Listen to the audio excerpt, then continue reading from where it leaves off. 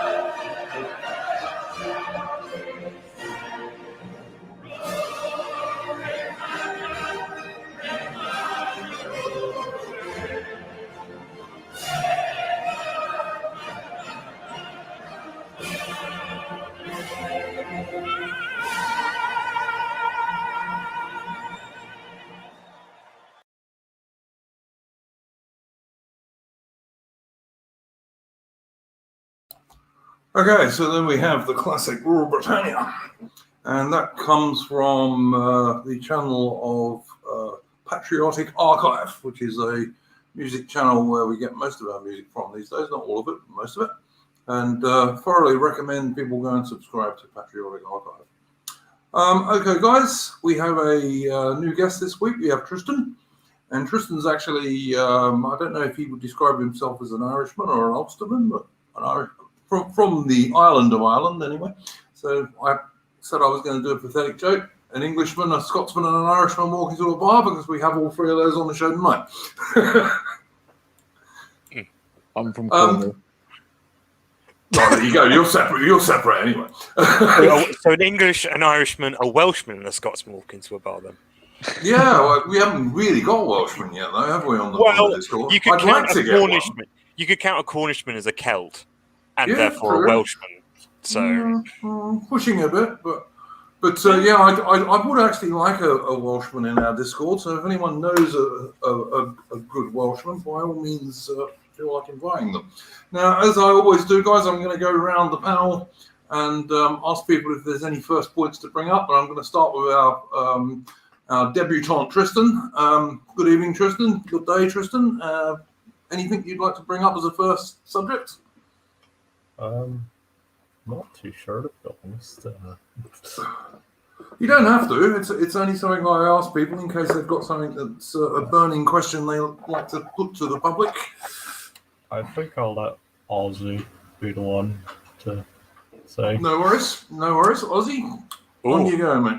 I get to be first this time. I mean, I think the crowning event of this week, which unfortunately we all have to talk about and we're all going to roll our eyes at me, but it's got to be Batley and Spen. What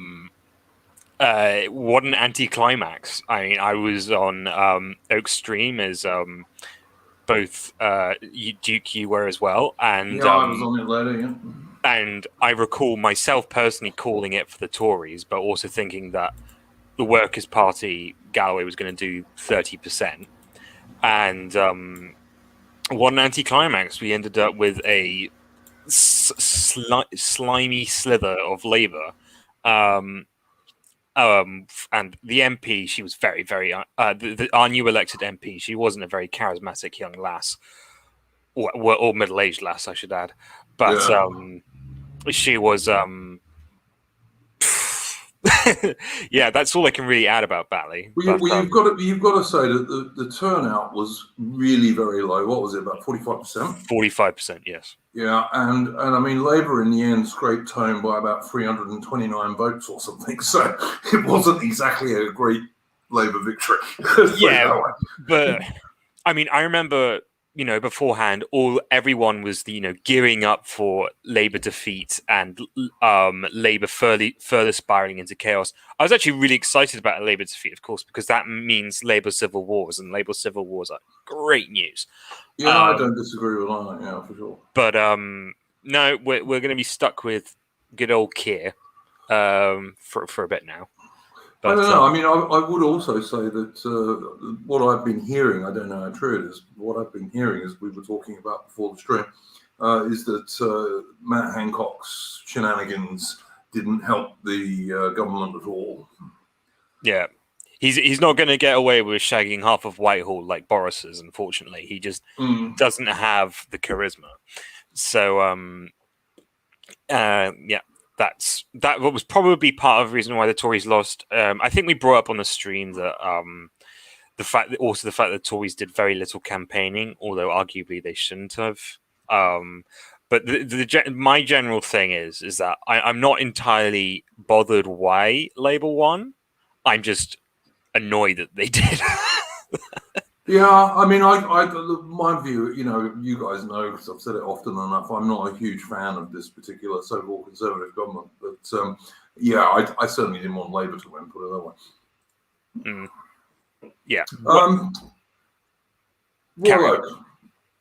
Hello. Anything you'd like to bring up as a first subject? Or even carrying on from what we were already talking about? Yeah, Maguire just scored, I just noticed. But other than that, it's 2-0. Yeah, I'm not following that bloody soccer, mate. I'm honestly not interested in it. Okay. I'm going to have something to say about that in a minute, but go on. Yeah, we can talk about that in a minute, fun. But yeah, I think Labour squeezed that. I mean, if they lost Joe Cox's seat, that would be Starmer gone. And it feels like kind of because they've squeezed it. I think they won it. It was less than 1%. They won it by. Yeah, it feels like it 300 and something votes. It was nothing. It feels like it's sort of delaying Starmer going. So. Well, it might not be a good thing. Who knows? Kane again. Yeah. Yeah. All right. I'll stop mentioning it now. Yeah. I mean, it's I don't know. It feels like it's kind of pausing the move on from Labour. It's kind of pausing the whoever's going to be the new leader, because Keir Starmer won't stay there because they just keep doing really badly in elections. But they only held Joe Cox's old seat by 300 votes or something. So I mean, that kind of shows you where they are as a party. But I thought Galloway was winning voters over from Labour entirely, but it turns out like a lot of people that voted for him were people that wouldn't have voted, or even some people that would have voted for the Conservatives. So, It looks like sort of like the white middle class has elected Kim Ledbetter. I think the Labour voters that are left are people who basically would like vote for a black rat with bubonic plague if it had a Labour rosette on. Possibly. I think Batley and Spen is actually quite a middle class constituency. Obviously, there's Batley, which is next to the actual town of Batley, which is next to Dewsbury. Has quite a high Muslim population, but most of the constituency is pretty rural, pretty middle class, pretty white. There's I think it's disappointing that you expect the urban middle class idiots to vote Labour, a lot of them, but you don't really expect rural middle class white people to be. Well, it's because it's probably because like that they feel guilty about the whole Joe Cox thing. So they're like, oh, we can't like not give Joe Cox's sister the seat, can they? If it wasn't Joe Cox's sister, there's no way they would have held on to that. Yeah, that's true. Yeah, that's a good point. All right, Adam, good evening, sir. All right. And you got anything you'd like to bring up as a first subject? Yeah, actually. Well, a couple of things. I mean, we've got to talk about the Canada situation. Are you talking about stepchild? Are you talking about the statues being tumbled down? And yeah, and the thing about the history of the residential schools and. Yeah. Go on, carry on. But also, like another little thing, I was kind of interested in people's take on this. One of my friends talks about. He was just talking to me about it now, about the whole organ donation laws, because he's always been against the fact that they changed it to a default opt-in. And I'm kind of interested what other people have to think about it, because I'm generally against default opt-in across the board for everything. Yeah, I agree with that. Just a little quick thing, Adam. Maybe it's just on my side, but you're coming across a bit grainy.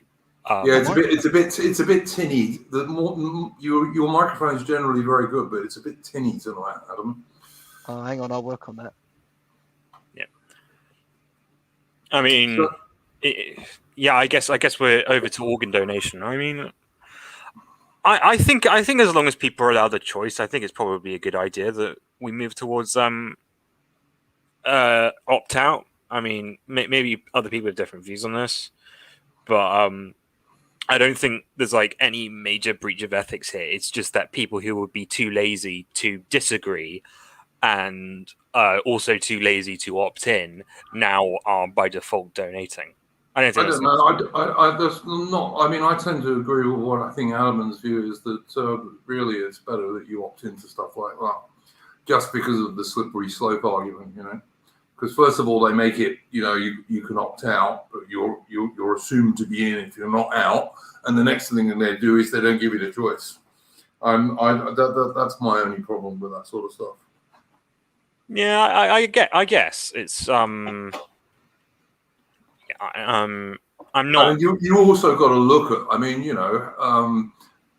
kids, for example. Like, how many parents are gonna even think about that stuff for their kids?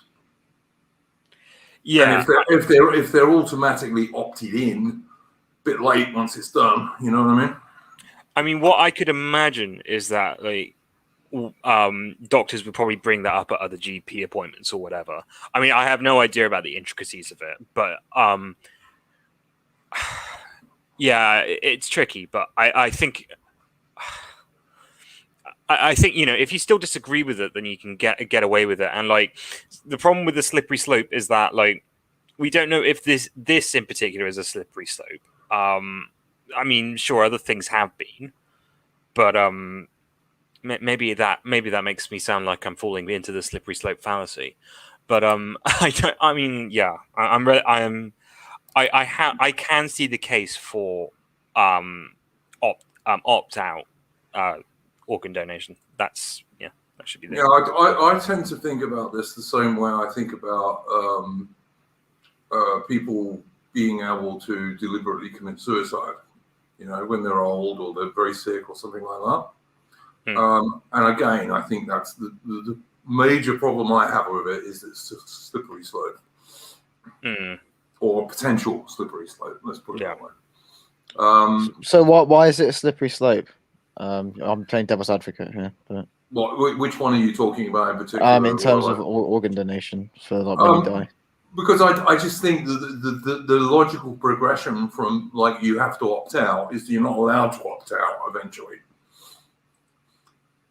Oh, I see. Yeah, maybe. Yeah, Yeah. I can see that. And as I said, the other problem I have with it, like speaking as a father, when my son was very small, that's not something I would have even thought about. And I actually, like, because I'm a bit superstitious, I might have even thought it was a bit unlucky to even do anything about. So, and I don't think most parents of children are going to think, oh yeah, I better opt them out of that, you know? It's not the kind of thing you want to think about, I suppose, is it? Exactly. So I think that's also potentially an issue as well. Yeah, I suppose. Sorry, yeah, Tristan. Tristan, you got any views on that one? Well, I'm not too sure, honestly. Organ donation's a bit of a weird subject, I think.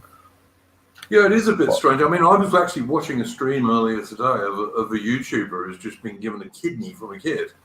And yeah, I mean, you know, it's going to save his life and good and all that. But it is, I mean, he said himself, it's quite difficult, you know. Yeah.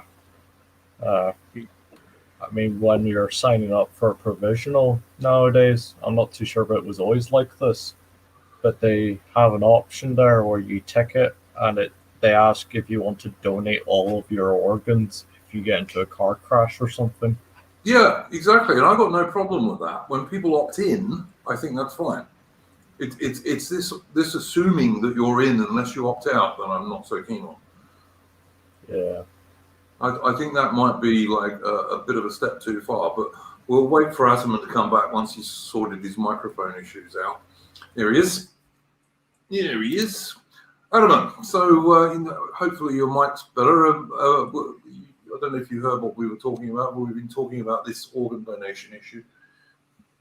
Yeah, and I suppose it is a slippery slope. I mean, it isn't just organ donation, though, is it? You've also got, like, if you let's say sign up for Sky TV, you're automatically opted into to them selling your details unless you have to write to them specifically and ask otherwise. Yeah, it's becoming This seems to be- increasingly common with all sorts of things. Yes, you're absolutely right on that. But as well, like when this came about, they brought up they quoted a lot. They said, well, it's people not who would do it otherwise, but they're lazy or whatever. But the thing is, of course, is that a lot of that is based on public opinion surveys, and the surveys are going to be largely also controlled by people's sensitivity. Yeah, And a lot of course people they are. don't want to appear crass or cruel by saying they don't want to go through with it. I mean, I signed up for organ donation when I was younger, and I kind of regret it a little now. I don't really want to. Are you allowed to change your mind once you sign up? Yeah, I think you can revoke your permission. I was saying, Adam, and my main issue with it is that, like, people's kids, because I don't think most parents of relatively young kids are going to even want to think about that. Yeah. And I think that you know it's kind of taking away parental rights in some ways, because they're not going to want to think about that. Yeah. Particularly if it's not pointed out to them, which I don't suppose it will be. Yeah, and then I suppose you could have, they could have cot death or something, and before you know it, you've got a childhood where you otherwise wouldn't be interested in it, but it's now their organs are up for donation. Yeah. I don't know what the procedure is on that, whether there's a way you can still opt out post-death as a family or what.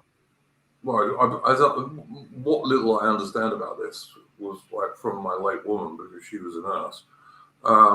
Like, you've got to do that organ donation stuff very quickly. Yeah. For it to be worthwhile doing. And so I suspect that by the time you can object after the event, it's going to be too damn late. They'll have already whipped the organs out. Yeah. So, yeah, I mean, good point. I think you brought up a good issue. It's certainly something I hadn't heard about. But yeah, okay. Well, I'm going to talk about a couple of things here. First thing is I'm going to talk about this bloody football. I do not understand Englishmen who are still supporting an English soccer team, the English football team, which cucks itself to Black Lives Matter before every single match, and which also is like, it's what, 30% not English anyway. I mean, I did notice on the BBC article, needless to say, that the only players they showed were black. So I don't know. So long as the England football team is going to be kneeling to Black Lives Matter before matches, they don't earn my support. That's for certain. Apart from the fact, I just think that sports ball is bread and circuses. It's designed to stop us looking at what we should be looking at and looking at this shit instead. Well, I mean, sure, but people need to be able to enjoy things, yeah, okay. So like they have cucked with the knee, but that's largely a part of propaganda in the times. And if we lived in a more basic moralistic system, they wouldn't do it for a million years. I mean, I'm kind of surprised, Duke, that you would come off as so. Oh, he's gone. I'm just kind of surprised that you come off as so anti-football when, like, football is an age-old English tradition, and I emphasize. Oh, nearly. Oh, sorry, that was a good goal, nearly. Sorry, come on. I emphasize English tradition. There used to be. Yeah, no, I know. Listen, I understand all of that, but this England team, so long as it's kneeling to Black Lives Matter, I mean, I wouldn't even mind so much if one of the white English players stood up instead of kneeling. Can you imagine what a hero he would be to most of the ordinary fans? Yeah, he'd also probably be unemployed though. So. But they're all millionaires, Armin. They don't need the money. Yeah, but they need something to do. He would be unemployed maybe for the England team. He wouldn't be unemployed for his club team. Yeah, the clubs, and even if the club didn't want him, there are so many clubs out there who want good players. So, like, I mean, I'm not a football person. He wouldn't be out of work. He might lose his spot in the England team. Why do I call it soccer? Mitch is asking in the chat. That's because I've spent 35 years living in South Africa and Australia where it's called soccer. Yeah, I mean, I'm more of a rugby person myself. Yeah, me too. The only ball games worth playing are cricket, rugby union, and sex, and not necessarily in that order.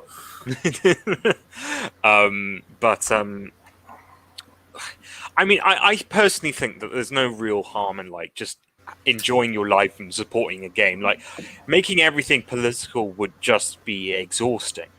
But so why is the England football team kneeling before every match then? They're making it political, not fans.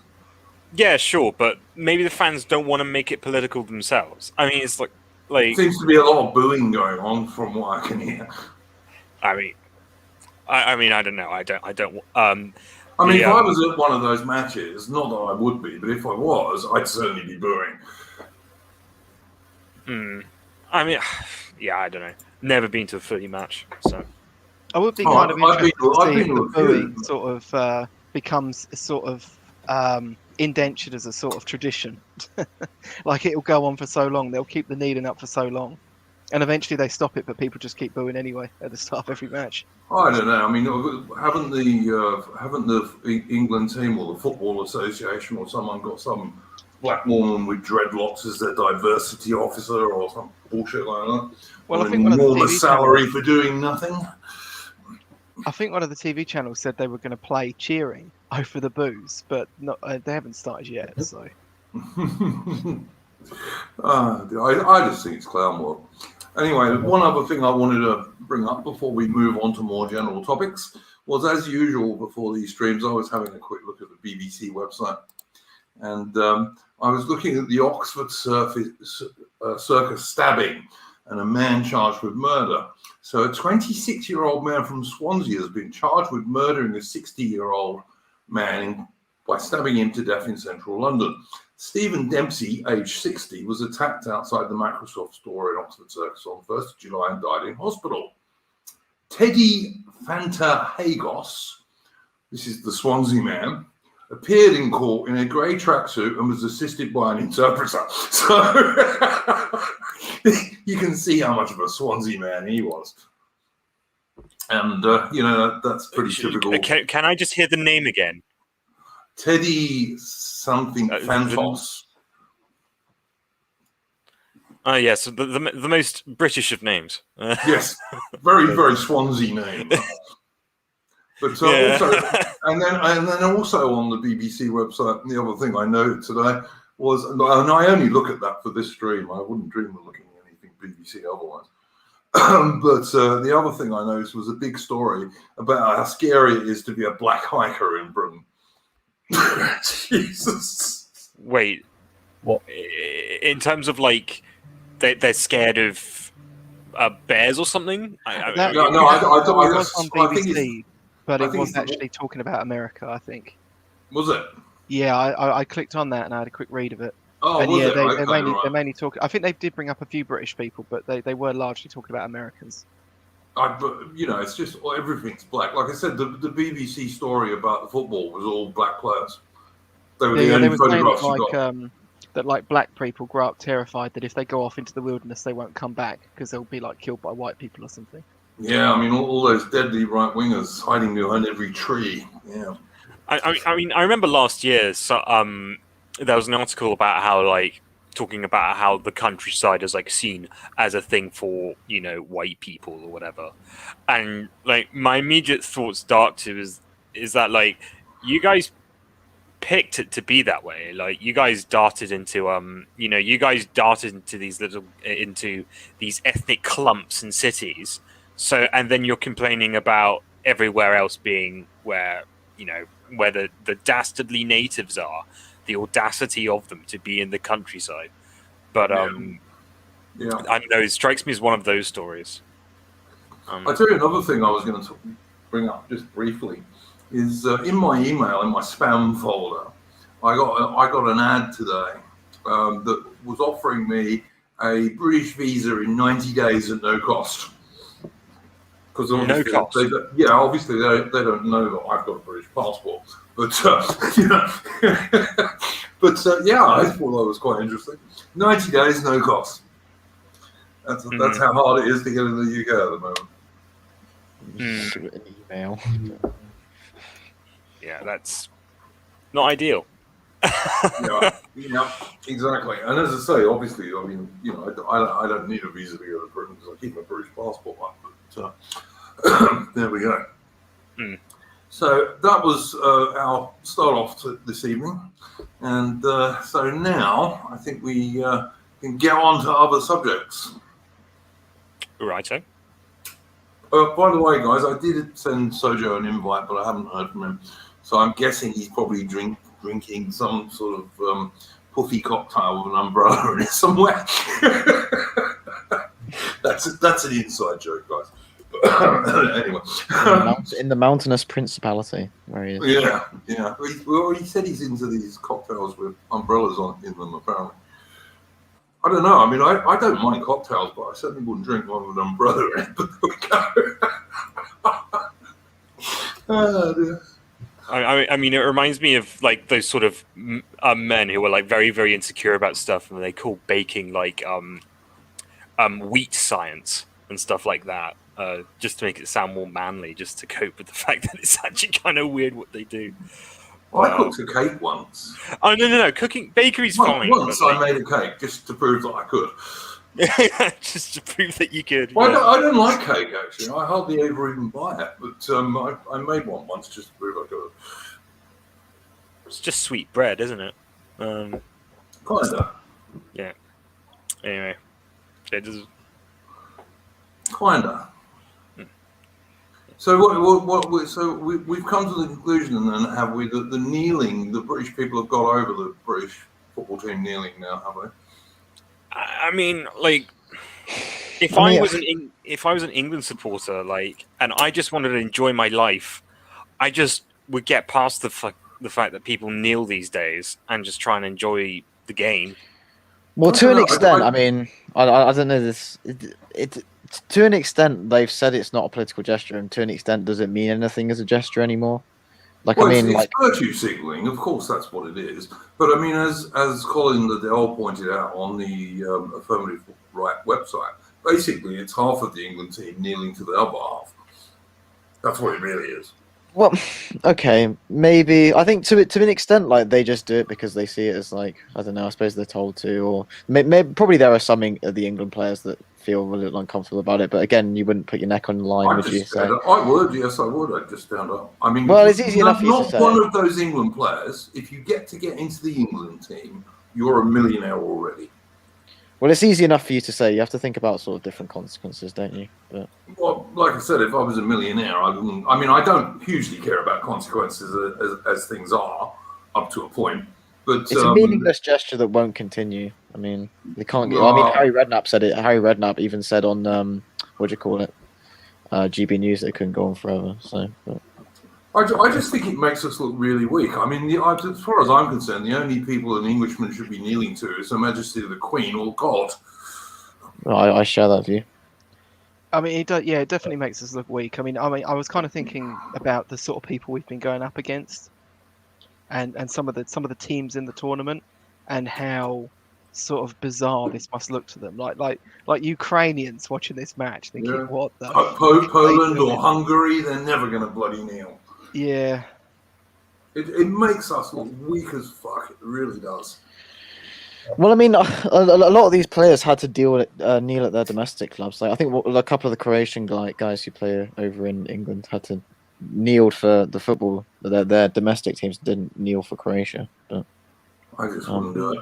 I just wouldn't do it. I'm sorry. I could not make myself do that under any circumstances. well, it's not going. It's not going to continue forever, and you wouldn't want to put your neck on that. You wouldn't like ruin your career for something that's not going to go on and doesn't really mean anything. Well, like I said, if I was a millionaire, I wouldn't care. There'd be other things I could do. Okay. I think there's something a whole lot more important than the kneeling bit. Is as he said, half the team's not even really English. Yep, that's also true.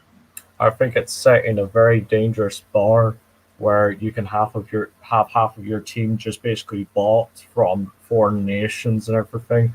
Yeah, and England is the blackest team left in the European Cup, I believe. Yeah, the whole thing is that it's become the same problem with horse racing that you're now finding with horse racing, or you have been seeing for 50 years now.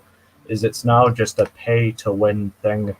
If a nation's team has millionaires backing it up, it could just select all the best players from places like India or whatever and just have a mass.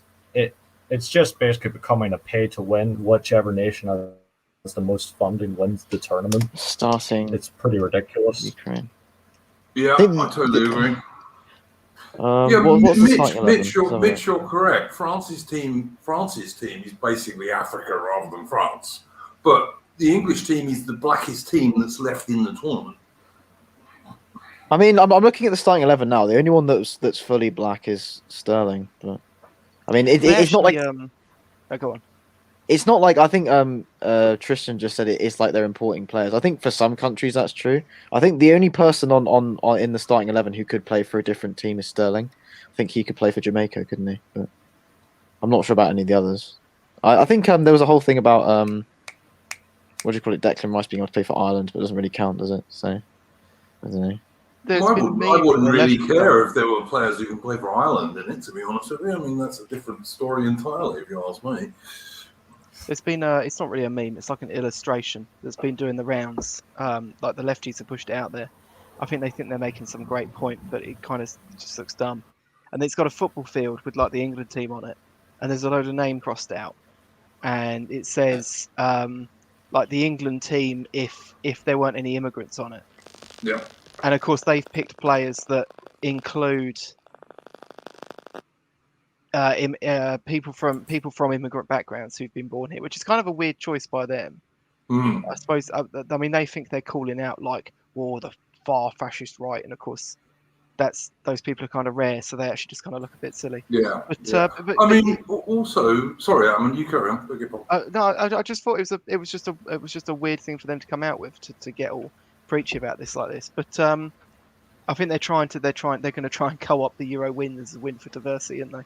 LGBT. Oh yeah, absolutely. If England do any good, that's what they'll do. But the point I made somewhere else, I can't remember where it was now, but a couple of days ago, was, can anyone imagine the 11 white Englishmen of Bobby Moore's 1966 World Cup winning team? Can anyone imagine those 11 blokes kneeling to Black Lives Matter? Because I can't. I think they would have all said, "Get fucked." Right, but we also not wouldn't have had people so tearing sure. down statues, so... I beg your pardon, you're not so sure. Well, again, because You reckon the likes of Bobby Charlton would have turned around and said, "Yeah, all right, we're going to kneel"? No fucking way, probably man. wouldn't, to be fair. No, they would not. If that was where the culture was, they probably would have done. To be Yeah, but honest. the culture wasn't there then. That's my point. That's Well, then why they wouldn't have done. So it's an irrelevant question because it wouldn't have been happening at that time, would it? 'Cause Well, the yeah, culture but wasn't the same. it illustrates the descent of our culture, doesn't it? All right, okay. I mean, it does. I mean, that's not a comment on Bobby Charlton, but anyway. Actually, I was even more than Bobby Charlton. Bloody Jack Charlton. Jack Charlton would have definitely said "get fucked." So, Peter Shilton probably would have. I'm not sure enough about those two, but I think Peter Shilton said he wouldn't have kneeled. But yeah, I think none of those guys would have. And they just would have said "get stuffed." Why? I mean, what exactly are they kneeling for? I mean, that's the other point. What exactly are they kneeling for? What is it supposed to symbolise? Well, Other than being cuts. doesn't really symbolise anything, to be fair. I mean, what they're basically saying is, "Oh, we desperately apologise for racism." Hmm. When the only racism I see these days mostly comes from black people at white people. I'm not actually on that last bit. I'm not entirely sure that's true. I think most racism against white people comes from, funnily enough, white people. Oh, and Yeah. some of the lefties, yeah, for sure, but yeah, absolutely. It's a lot of it's led by lefty white Like, people. if you go up to like your average like black dude and you start saying like, "Oh, I have all this white privilege. Oh, I'm so sorry," he's probably going to go, "What are you doing?" Yeah. I'm not sure about that, to be honest. I actually, there's one of the black guys I work with. He was telling me the other day about how important it was for him growing up that there was a black F1 driver. And I said, I pointed out about well, you know, what if this was on the other foot? What about like the fact that like the younger English teams are mostly all black? What is that going to do for like white kids growing up? And he was like, oh well, you know, white people don't have this same problem as black people. And I thought that's like a real weak mindset. I mean, I get that, but I also like. I think that's different from this sort of blind agnostic sort of. Well, I'm sure it's different for you. Is not really the same as, you know, a white academic coming out and saying like all white people have internalized whiteness and they need to apologize and give up their jobs, and like in terms of that, which is, I would argue, what like is racially pernicious. You only really, I mean, sure, you get a few black academics who do that, but like I don't see the main sway of the black community going out and like demanding our prostration. It's white students mainly. I think that's probably true. I just think we should reject it from wherever it comes. I don't care if it comes from white people or non-white people. I think we should reject it from wherever it comes. Yeah, of course. I mean, it's a completely absurd idea, but like, I'm very cautious to say that like, oh, we're so oppressed by one person or another, when really we're tying our own tail in a knot and blaming it on the owner or whoever. Like, you know. All right. Well, this kind of segues into something that I think Adam brought up about Canada. Now, I haven't seen all of this. I've seen some of it. I certainly saw them pulling down the statue of Queen Victoria and a statue of Queen Elizabeth. So, what else information have you got on that one, Adam? I think it was you who brought it up. Well, yeah. I mean, it's basically been a bit of a giant clusterfuck, hasn't it? They tore down the statue of Queen Victoria. They defaced, and I think did they eventually tear down the statue of Queen Elizabeth? Yeah, they got both. Yeah. Yep. There was also a story of funny enough, there was a story going around. Was it you, Oak, that retweeted it? Oh no, I think it was someone else. about how like a counter protester showed up and the police arrested That him. was me. I retweeted. Oh, it. yeah, I think yeah. Niall tweeted it. I Yeah, retweeted I read that the only person the police arrested were not the vandals. They were the one guy. the who one wanted counter to do it. protester. Yeah. Yeah. Which it kind of says a lot about the state of the Chinese psyche, I suppose, the Canadian psyche, I suppose. But don't want to get Duke started. I don't know. I think you made a good point myself. There was also a story about a totem pole that someone tried to commit arson to, and they spray painted on the curb one totem for one statue, or one totem one statue, or something like that. But I looked into some of the background behind this. There was a TRC report from 2015, which is largely what they're sort of bringing up now. But it doesn't seem to back up the sort of really weird innocuous claims that are coming out of this about residential schools. You know, they keep referring to it as the discovery of a mass grave. It was I've heard graveyard. lots of that. Yeah, I've never really gone into the details, but I know there's been some really quite fantastic claims made. Yeah, so these residential schools, only about 20% of Indigenous children actually went to residential schools. The other 80% just went to regular public schools. Yep. Out of about 150,000 children that attended these residential schools, over a 100-year period, about 4,000 of them died due to various diseases. And this was in an era when lots of kids used to die from various diseases. It was, and of course, this was kind of. I mean, the first thing to get out of the way is, of course, this was compounded by the fact that there was still probably some weakness in the immune system. I mean, one of the lesser known things, we always talk about pox and the cold that Native Americans got, but of course, one of the lesser known things is quite a few people in the Jamestown colony died from things we were getting from over there as well. Yep. But so the thing was, in the TRC report, there's actually quite a lot of good stuff about how, like, there's a lot of priests were actually very combative with the federal the boards, because they were underfunded, and these federal boards were not giving them the funding. So the schools could be quite overcrowded, and they were boarding schools. So things like tuberculosis, which was apparently what a lot of these people died from, spread quite badly. But still, even then, when you kind of take that into consideration, it's kind of, the figures are mostly in line with mortality figures for 5 to 15-year-olds from that period anyway, at least from the data I could find. Yeah, I mean, I did an article like a few years ago now about the Eureka Stockade thing in Australia, which was basically where these miners were rebelling. A lot of them were Irish, actually. Some of them were American. But they were rebelling, and there was a bit of a battle there with the British troops. It was actually the only official battle ever fought in Australia. It wasn't much of a battle, it was more of a skirmish, but, you know, a few guys on both sides were killed. And I had to go to a cemetery in the local town there to go and find the graves of the miners and the soldiers who were killed. And as I was going around there, I was with my woman at the time, and she even said to me, she said, because we were looking at all these 19th century graves, she said the number of kids that used to die in the 19th century. Because it just was a fact. There was a very high infant mortality in the 19th century of everybody. Yeah, I mean, in Canada, 1 in 5 5 to 15-year-olds was dying as late as 1950. And funny enough, this issue with the federal funding of these residential schools and the overcrowding apparently got to its worst through the 1970s, much more recently. And of course, the 1970s was when Piers Trudeau was prime minister. So there's a large so a lot of people were basically saying that Justin Trudeau's got a little bit of flack for stuff recently anyway, and some of this goes back to his dad. So he was kind of happy just to let the church get thrown under the rug, essentially the Catholic Church. I've been hearing a lot of quite worrying things about the church in Canada recently. Like, apparently a lot of churches are getting burnt down. Yeah, and this kind of stuff. A lot. Yeah, I mean, like, exceptionally large numbers of them are getting burnt down by somebody or other. There was 9, I think, this week or something like that. Yeah, see, John McNamara just said wasn't part of the grievance the fact that they were buried in mass graves that no one knew about.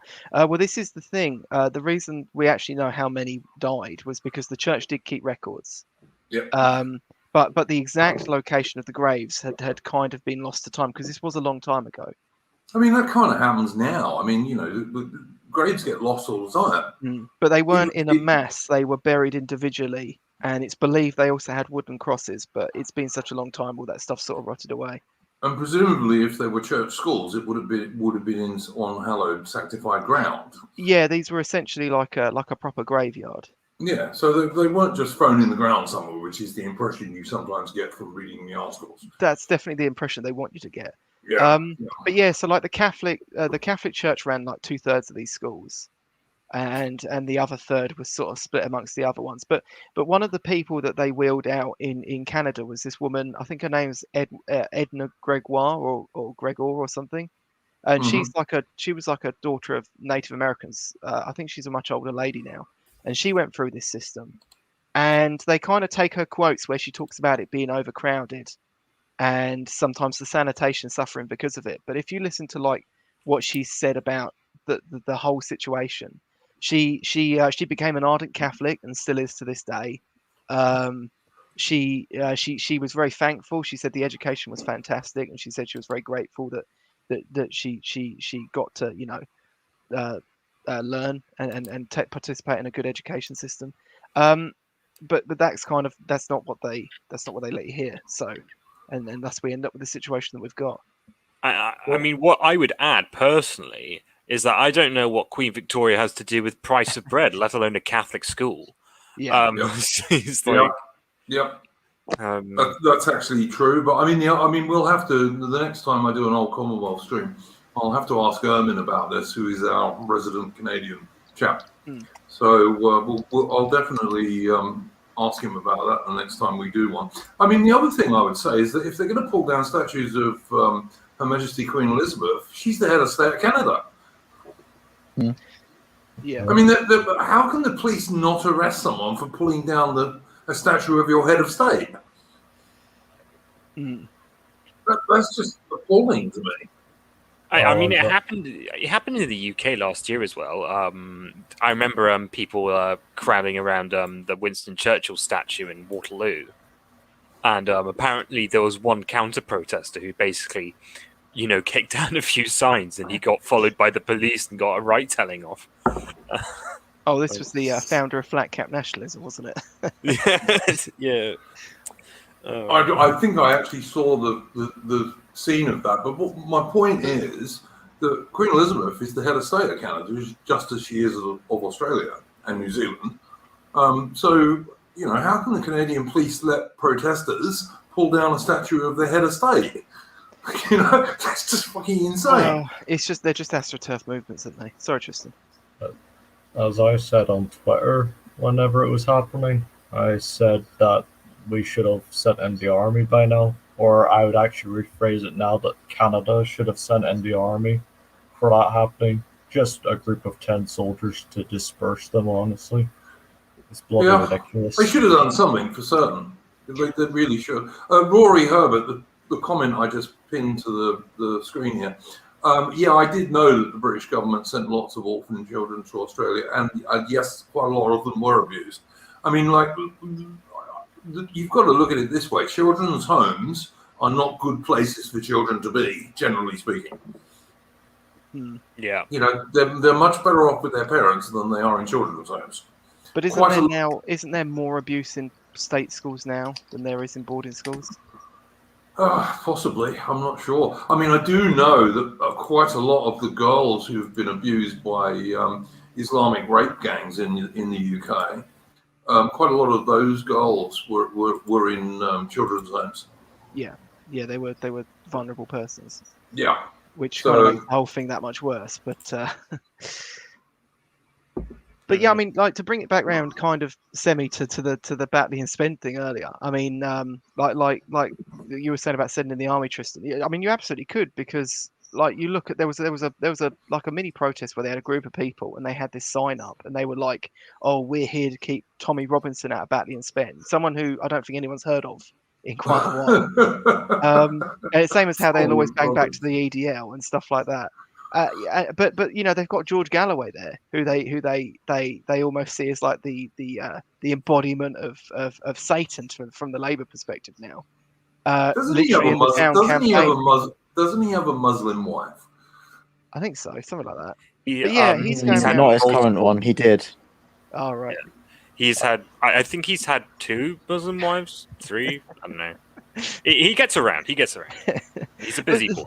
The thing is, I mean, he's literally going around that town campaigning. They won't go after him. They won't talk to him because they don't want to get smacked down vocally by him and then smacked down physically by his Muslim cohorts. So, Yeah.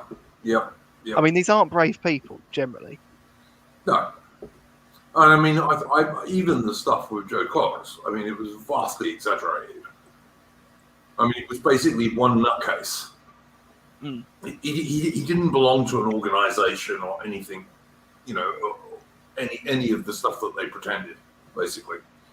Yeah, like I mean, you can say what you like about Britain First, but they tried to use the fact that he said that term as a point of saying that he was like a point of allegiance with that group, even though he was saying it as more of a statement. I think Peter Hitchens did an article at the time, or a little bit afterwards, about how that was much more a case of mental illness that they turned into a political issue. Mm. Or it had a lot of mental illness undertones to it. I'll put it that way. You've got to be a coward to fight a statue, says King Baby Bob.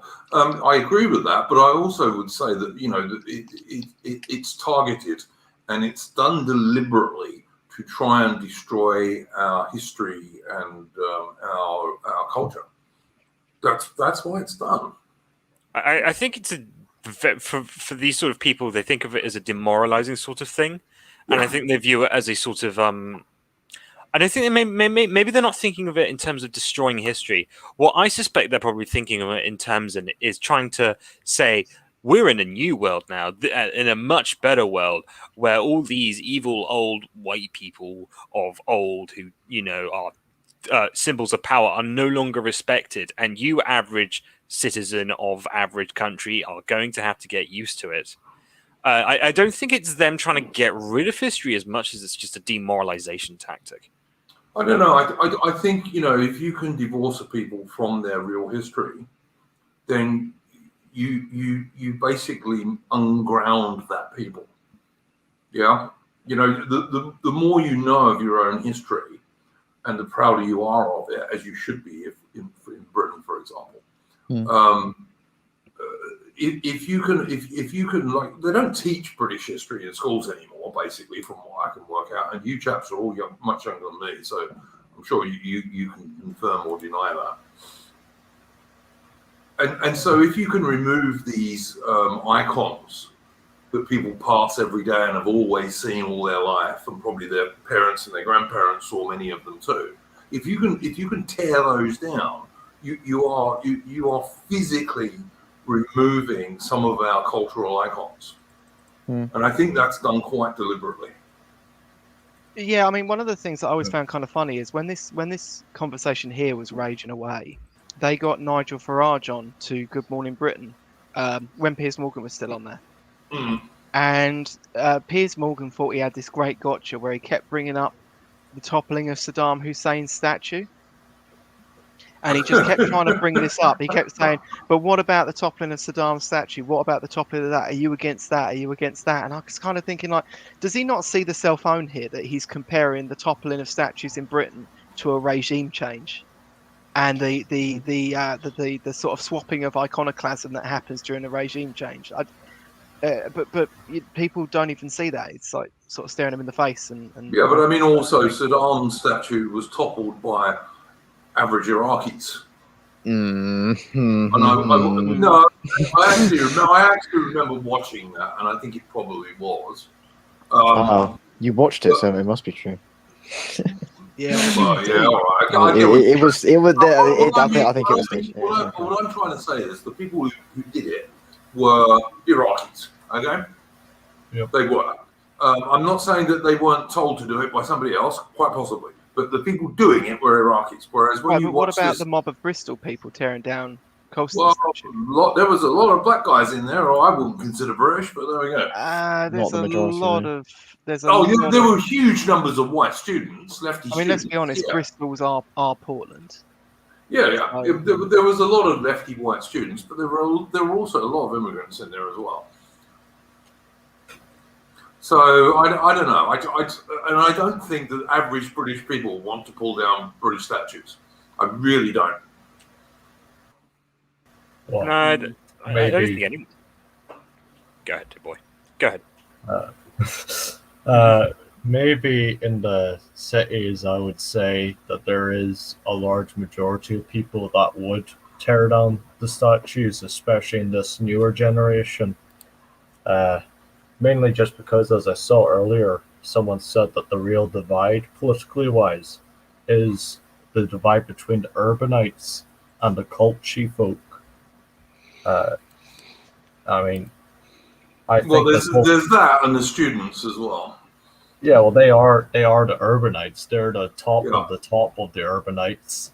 I mean, that's the one thing about these statue topplings is it's done by rich, rich indigenous people that are overly privileged, and they are, Yeah, very much so. I don't disagree with you at all there, Tristan. One thing I'll say. Go Oh, sorry. Sorry, finished you. I didn't mean to interrupt you. on. Go on. Sorry, I was just gonna say, like, I'm playing slightly devil's advocate here, but I mean, is this really anything new? I mean, we had the hippies in the '60s, didn't we? I mean, it They sounds to weren't me pulling like statues. They weren't pulling statues down, mate. well, they may. I'm not entirely sure about what they did, but I mean, I think to an extent, maybe some of these They students will grow out of mostly it. used to go. The hippies mostly used to go to music concerts and do drugs and free love and all this stuff. Well, weren't there was some pulling pretty violent protests, like in Chicago, for example, about the Vietnam War and things like that. They weren't toothless at all. I mean, I would say the difference between the hippies and now is that one side is explicitly revisionist, one side is almost completely trying to convert how we see the world, and the other one was just saying, well, let's change things now. I mean, of course, I disagree with hippies. There were some real hardline Bolsheviks involved in the Yeah, hippie sure, stuff. but you're going to get that with everyone. Yeah, you had people like the Weathermen and all this kind of stuff. Yes, you did. I don't see it like I don't see within the within the hippie movement the same sort of like the overwhelming sense of critical theory having such a strong position, because critical theory, of course, is like the main driver behind this. This idea of privilege and the colonial guilt and critical race theory and all this stuff. I suppose it was communism in the '60s, wasn't it? I suppose with the fall of the Berlin Wall, that kind of came to an abrupt end. So I think it's same phenomenon, different drug, perhaps. Do you think that's a good analysis? Or? I just think this one feels more pernicious to me. Maybe I'm wrong on that. I don't know. I think the root of the hippie movement probably did have something to do with the Frankfurt School and this kind of stuff. I think it did, for sure, because they certainly promoted free love and drugs and all this kind of shit. So yes, I think there is a connection, but I mean, they weren't strong enough at that stage to actually start attacking things like statues. These new movements have a lot more of like the state apparatus behind them. I mean, back in the days of the hippies, there was at least some areas that could provide a good, solid pushback. Yeah, I mean, let's be honest. If the British government didn't want that statue in Bristol to be pulled down, it wouldn't have been pulled down. Like, the cops would have stopped them. And the same thing with this stuff we're talking about in Canada. If the government didn't want those statues pulled down, they could have stopped them. Yeah. I mean, the government. Adam is making a very good point. He makes a fair point. Yeah, the governments are not really against this. It's a difficult question. Again, I wouldn't say that. I think I mean, I don't know how many people have been prosecuted on it, but they did produce a law saying it's 10 years in prison if you vandalise a statue. You could say whether I don't know how many people have been prosecuted. Has anyone been prosecuted? Yeah. To say they have, I'm not sure. I'm not sure it goes far to say they have the power of the state behind them, though. At least not in this country. I don't know. I don't know. Probably if being a little everyone- hyperbolic, but Yeah, a little bit, but I think like Adamant's making a good point, and Royal Oak is letting a little bit of his Tory boy show there. No, well, I'm not saying that. I wouldn't go as. I'm not sure if I go as far as to say as like the people pulling down the Colston statue were like government, like either were government backed, was a government backed organization. I don't think that's true. I mean they're pretty openly hostile to the government. So, but look at it this way: I don't see people in Scotland, for example, and Ozzy can correct me if I'm wrong on this. I don't see people in Scotland going around pulling down statues of Highlanders. And I don't think the Scottish government would allow people to if they about wanted. that. It's funny. It's funny you say that. I think I brought this up a while ago, but one of my ancestors was the Honourable Viscount of Melville, Henry Dundas. Mm-hmm. And there was a big movement in Edinburgh to take down his statue. And a bit of context behind him. So he was the First Lord of the Admiralty, and also I spent a bit of time doing some stuff in India, along with William Pitt during Napoleon. He's a pretty famous bloke. I've heard of him. Yeah.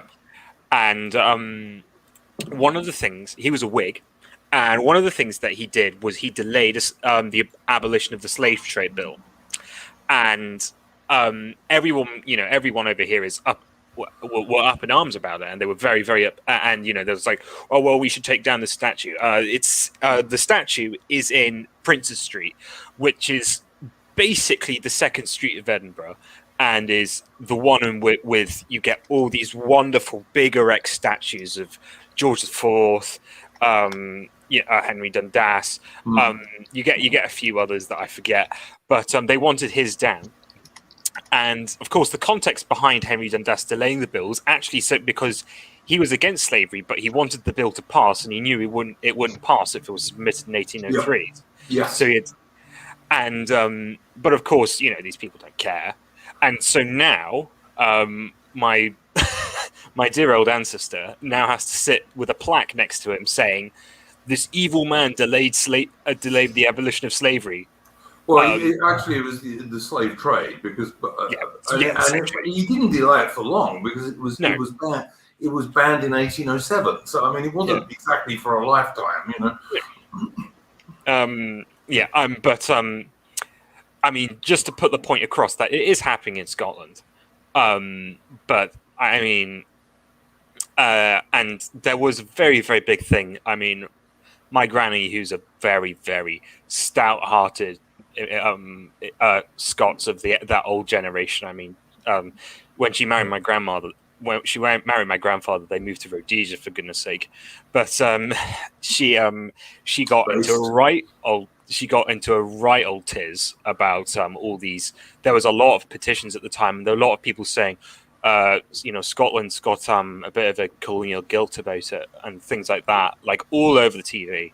I mean, because I was there. I was going through this right around lockdown, and I remember me, my dad, and my grandmother, we all got really upset and decided to not watch TV for like 2 or 3 months. You better believe it. You better believe it happened in Scotland. You better believe it, mate. I don't know. I just still think that, like, if they ever got to the stage of like pulling down statues of Highland generals and this kind of stuff, I reckon the Scots would get fucked off with that very quickly. Well, possibly, but like, I mean, one of the things is that people don't really talk about the Scottish involvement in the British Empire. Of course, it's much larger than people normally think it is. It was a British endeavour. It wasn't an English endeavour. People seem to forget this. No, absolutely. The Scots played a very huge role in the British Empire. In fact, a bigger role than their numbers might suggest. But but I would say that there is still and particularly in the younger generation, and particularly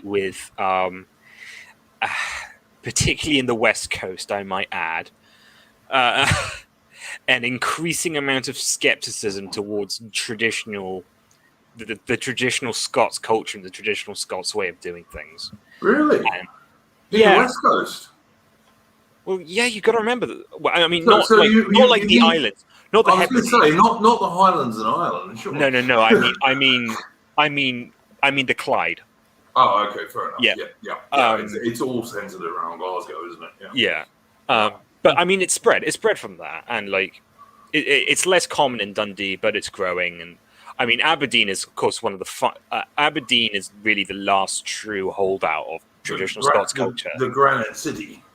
Yeah, but yeah. Can I just? Sorry, have you finished? Oh yes, I have finished it. No. I'm sorry. I just wanted to make sure you had. I just wanted to ask a question here. John McNamara, who's one of our Irish viewers, has asked a question that I've put up on the screen here. Is Tristan from Ulster? Could you ask him about his opinion on the future of unionism up there? I've never come across a unionist in these circles apart from that schizo with Nick Griffin. Spot, mate. Well, I am currently... You don't have to answer any of those questions if you don't want to, by the way, Tristan. I will. This is probably one of the only subjects I'm overly knowledgeable in. Yeah, I am currently in Ulster, in exile, as I call it.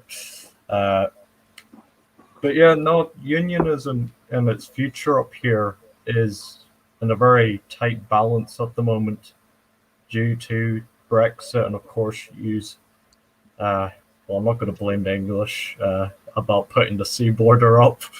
I'll leave that one up. I do. I blame the Tories. government. I don't blame the English. I do blame Alexander Johnson and his government for sure.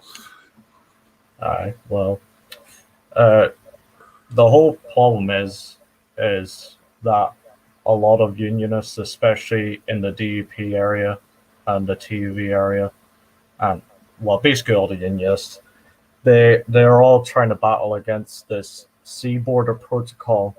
And of course, the actual Act of Union in 1801 has now been tampered with. Yes. Boris Johnson even said to Jim Allister that apparently it hadn't been. But Jim Allister said, well, yeah, it had been. And he brought the proof. And then Boris Johnson was like, oh, I see. I'll have to look into that one. Yeah, like he didn't know, you know. Yeah, it's a... You know, I've always said to it, because a lot of unionists down here, quote unquote unionists and loyalists, will always say, "Oh, it's always the bloody English and all that," and they always try to get Ulster on its own through like some argument. They're sort of like Ulster nationalists would be the right term for them. They're a dangerous bunch, which is the people that are leading these marches throughout the countries of Northern Ireland. I'd honestly tell you I wouldn't honestly support those marches because they are making us look weak in our own backyard. I just don't see. I mean, you can tell me this, Tristan, because you're an expert on this. You're on the ground. I just think that, like, if Northern Ireland is not part of Britain, it's going to end up being part of Ireland. There's the thing. Because a lot of people always say, oh, well, if Britain leaves us behind, then we're going to have to join the Republic. I don't see that happening. What would actually happen would be a sort of Orange Free State situation, which is why the Republic doesn't even want us to join them. Only Irish nationalists want us to join them. It's because it would be too much of a burden. You really have... Sorry, I was just going to say that there's an enormous. I think the state's the biggest employer in Northern Ireland, isn't it? There's an enormous state budget comparatively to the income. Yeah, there's another thing is that I don't know if you've noticed, but the living standards in Northern Ireland compared to the Republic are 20% higher. But that's obviously down to the as it's been notoriously called, the Protestant work ethic. Which is why there will be a massive divide, and why there is a massive divide is that it's some really ridiculous figure where the majority of the work comes from the Protestant communities, which is what will happen if there is a joint up with Northern Ireland and the Republic. Is you'll have these overly like propped up rich areas, Fermanagh mostly, Antrim and Armagh, which would have a population of over 1 million loyalists who are armed to the teeth. The statistics are that there are over 250,000 legal owned arms in Protestant communities, and that's only the legal ones. And yeah, I've had Irishmen, like Southern Irishmen from the Republic. I've had Irishmen from the Republic say to me that they really don't want to absorb Northern Ireland because they think they'd end up with a bigger troubles than the one they had in Northern Ireland in the 60s until the 90s, you know? Yeah. I mean, if you want to get a good idea of what would happen is a great study is about the Sovereign Protestants. It's a free PDF on the internet. It's about the forgotten Sovereign Protestants, which were around 200,000 people completely abandoned behind lines by the British government. Yeah, And agreed. it's all about the fight, and without British support, thousands of families across the island put such a strain on the IRA for even to this modern day that there are still confirmed to be sovereign Protestants still fighting back. But of course, that's not reported in the news because the Republican news doesn't care about that sort of thing going on. Well, I mean, even my avatar, the late great Duke of Wellington, was of course a Southern Irish Protestant, actually. So you know, and in fact, the Southern Irish Protestants provided. I've read it. I once read in a history book that the Southern Irish Protestants were the closest thing that Britain ever had to the Prussian Junker class, in that they provided so many British Army officers and this kind of stuff. But if you look into the background of many famous British generals, you'll find that they were Southern Irish Protestants originally. Yeah. And there's actually another thing is the amount of retired British Army soldiers are everywhere in Northern Ireland. Like you'd have over 20% of all males or adult males in one village be ex-British soldiers. I mean, I know on my one countryside road, over 20% of the people here, around 10 of them are ex-British soldiers. Which would be another massive strain on the Republic. Well, I did 2 tours in Northern Ireland back in the 80s, and the one in Belfast I didn't enjoy at all. It was pretty rough. Didn't enjoy it at all. And then I ended up doing a Rollman tour in South Armagh, which is what they used to call bandit country, and that was actually quite good because it was much more like proper soldiering. So. But I mean, you know, I'm glad the troubles are over, obviously. But I definitely, as long as this is my channel, this is a unionist channel. Just to let people in the chat know, it's a unionist channel. It is, because I think I think that England, Scotland, Wales, and Northern Ireland are much stronger together than they would be separately. And I don't give a fuck what anyone else says. That's my opinion. Now, obviously, everyone on this channel has their own opinion, and I can't and would not enforce my opinion on other people. But as far as I'm concerned, I'm an absolute 100% unionist. So what I'm going to do now is just ask the guys, what are your views on this? And we'll start with Tristan and go around the panel. Wait, opinions on retaining the union of England, Scotland, Wales, and Northern Ireland. Oh, well, first I'll just cover Northern Ireland. I'm 100% certain that it's going to stay in the Union forever. Scotland, I imagine it's going to stay in the Union. Wales, there's not a chance in hell that it's going to leave in its dreams. Yep. My one Good. concern Hope you're is right. honestly, is if England can get a grip on its current situation, because it seems to me that every single day I hear another Englishman say to me, "Oh, we'd just be better off on our own." Yeah, That's what I I'm hear it. Yeah, I hear it far too often, mate. I don't like it. I don't understand where it comes from. England on her own would be too small. Really would be too small. And apart from vital industries like shipbuilding, vital naval bases, and all this kind of stuff, it's just crazy. It's stupid. I do not understand people who want to abandon the union that makes up Britain. I really don't understand those guys. Not at all. Aussie, what do you reckon? Well, it's pretty clear to me. I mean, my family history basically informed basically everything I say. I mean, even my DNA. I mean, I'm 78% Lowland Scots, but I've got a bit of English in me. I've got a bit of Irish, and I was brought up with what I suppose, and I know it's going to sound really, really like now this is going to sound proper 1870s, but an old empire childhood. Yep. And for me, British identity, I'm a Scotsman, sure, but like anyone can tell by the sound of my voice that ultimately I am a British person. I mean, on my census, I ticked British then English. Not English. Someone's going to say that's a Freudian slip. I know it. Someone's going to say that's a Freudian slip. Scots. But so for me, it cannot ever be a question that I'm a unionist. I mean, of course, and as Tristan said, I don't think Scotland's going to leave the union at any time. I think that we are quite a complaining bunch. That has to be said.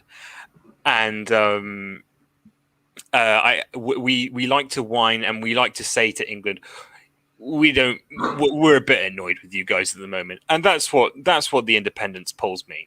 The independence polls mean that we need to rethink how we work the union, but it doesn't mean we get rid of it. You can't get rid of something that's just so obviously inspired by God. I mean, you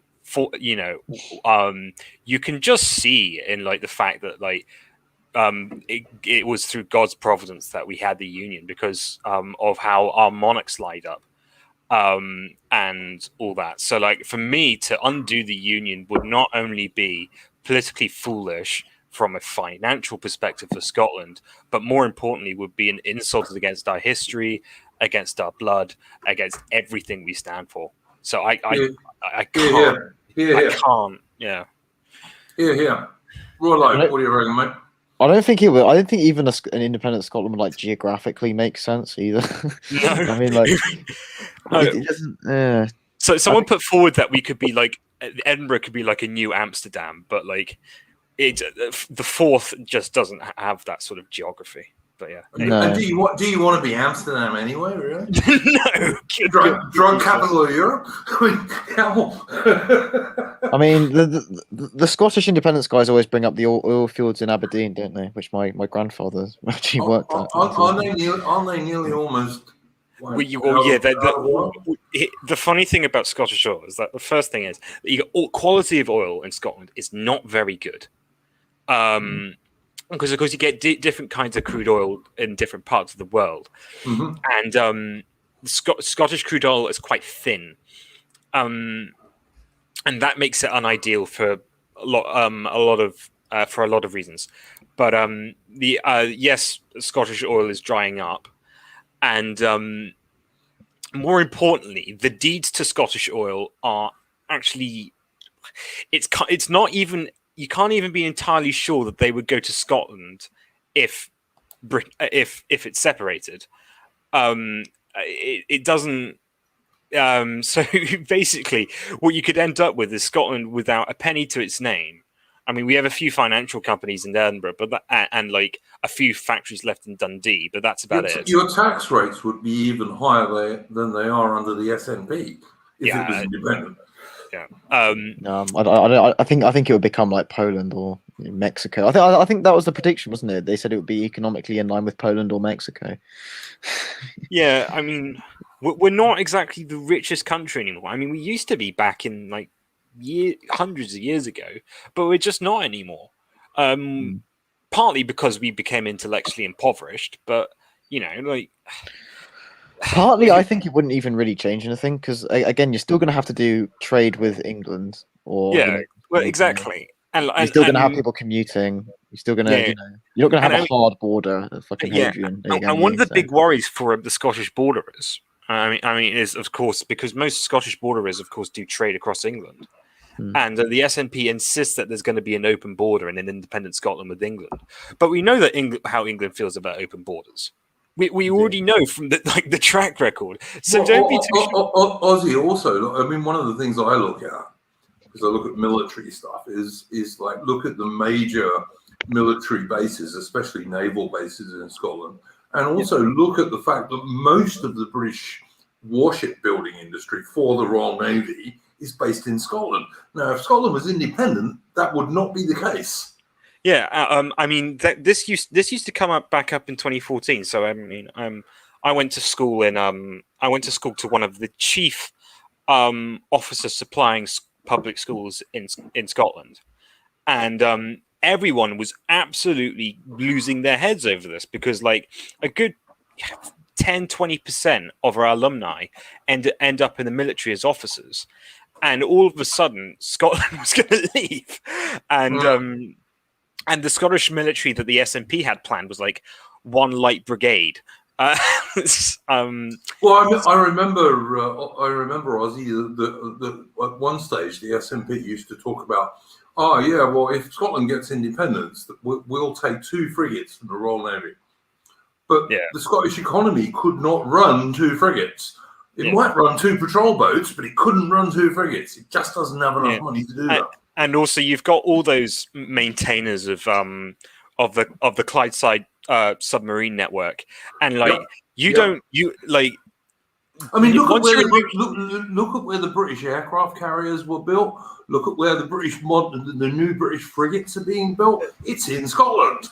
But like, I mean, if the Royal Navy moved out of Clydeside, you've got like some like a good 500 to 1,000 50-year-old nuclear technicians who are like unbelievably bright, and now the Scots can't give them any work. It's just going to worsen the brain drain. I was asked if I went to Gordonston. No, you got to keep trying, mate. Don't dox yourself, man. But anyway. Yeah, but there you go. Yes, but Scotland is getting many doctors and engineers. It's not, and to the extent it is, it's mainly in the financial centres like Edinburgh. Yeah, I would just say that to 555 in the chat that actually Scotland. One of the good things about Scotland is that it doesn't have a huge amount of mass immigration. It's because we're bloody poor. And no one wants to migrate to a poor man. But that works in Scotland's favour. I mean, when you get that one guy from the subcontinent in the SNP going on about how white Scotland, that's the bloke. When you get him going on about how white most of the people running Scotland are, I just laugh. It's because Scotland is what 97, 98% white. No, it's not that. It's something like in 2011, it was around 95%, which of course, I know it's considerably higher than England. Put it that way. It is really, really high in comparison to England, but these days, I would suspect it's probably around 90, 88, 90%. When I lived in Scotland for a little while, I used to live in Stirling for a little while. And like that's midway between Edinburgh and Glasgow, approximately speaking. And the only time I saw brown and black people in Scotland was occasionally in Glasgow. really was. Yeah. Yeah. So But, that's the Scotland's advantage, if you ask me. Okay, Adam, what's your opinion on this stuff, mate? I often joke about this stuff. I am a pretty big unionist. I mean, I have more of a question for other people on the panel, which is what would be the preferred direction in as opposed to government? Is there actually a good path ahead for the project that Blair started of devolution, or does it have to be direct control from London? End devolution. End it.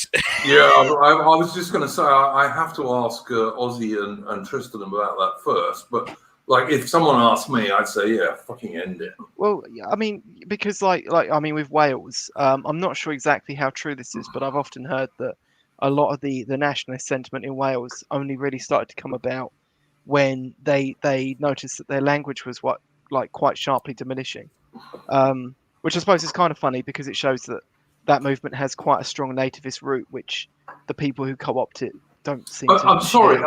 I'm sorry, Alan. I was just doing something. Can you just repeat what you said because I didn't catch it? I was just saying that that as far as I'm aware, the Welsh nationalist movement was largely born out of the decline of the Welsh language being spoken. But wasn't that a long time? That was quite a long time ago, wasn't it? It's a reasonable time ago. It's not. It's still kind of. It was in the 20th century. Yeah. I knew it was that. But what I was trying to suggest is that haven't there been like huge moves in Wales to like increase the number of people speaking Welsh? Yeah, and actually, what we're seeing is that the independent sentiment in Wales is kind of tapered off anyway. Like it's still there, but it has sort of decreased. Yeah. But also, I mean, the other thing I would say is there are less Irish guys in Wales than there are in Scotland. I mean, but I'm just going to say that. There's a lot of Welsh people in Argentina, so maybe we should, maybe we should claim that for the empire or something. I don't know. I certainly remember in the Falklands War there were Argentinian Welsh conscripts who wouldn't fight. I remember that. There were Argentinian Welsh descent conscripts in the Argentine army who just said, "No, I'm not going to do that." Were they all right? Did they get anything bad happen? Well, they might have for a little while, but of course, because they lost the war, the Argentine government fell pretty quickly. So that was good. But I mean, that was a good for Argentina because it wasn't a decent government as far as I can work out. But given that the Welsh Guards were down there, etc., those guys just said, "Nah, we're not doing this shit,"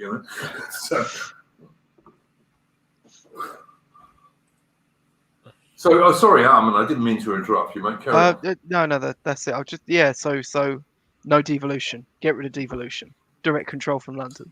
That's the perspective, I suppose. I think that I'm quite happy for Scotland to control certain things about Scotland. That are only to do with Scotland. I got no problem with that. But I think it just needs to stop there. Well, I'd like to see like powers devolve to local authorities generally, but not.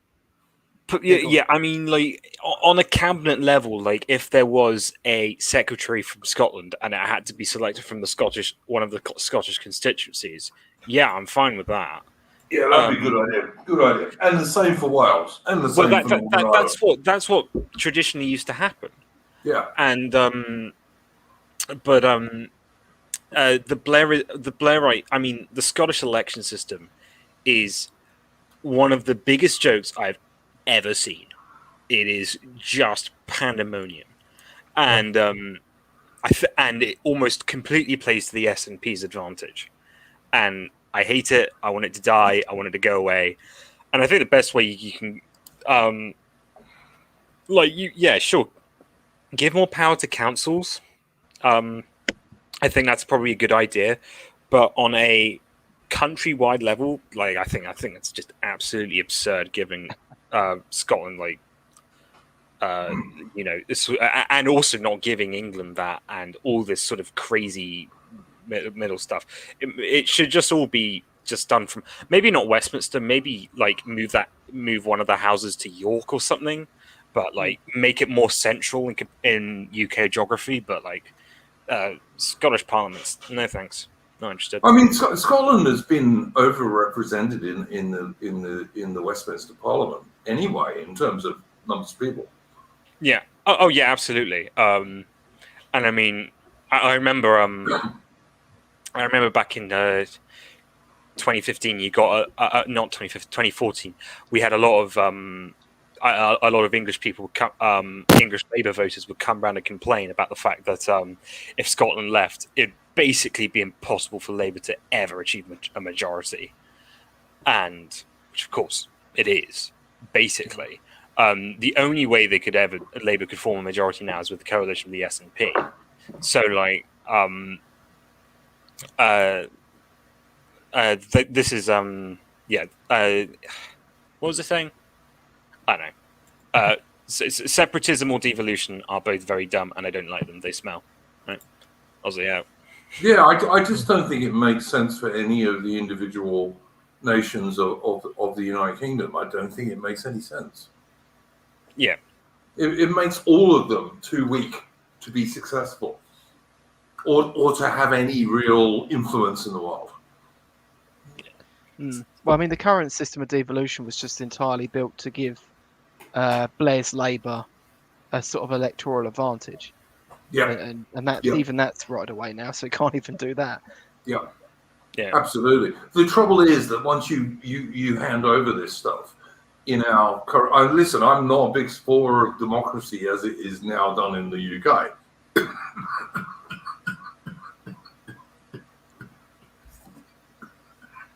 Going a bit hard on the fags, mate.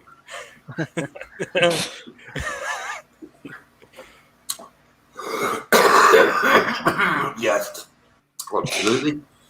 Yes, absolutely. I'm not a big supporter of democracy as it is currently done in the UK. But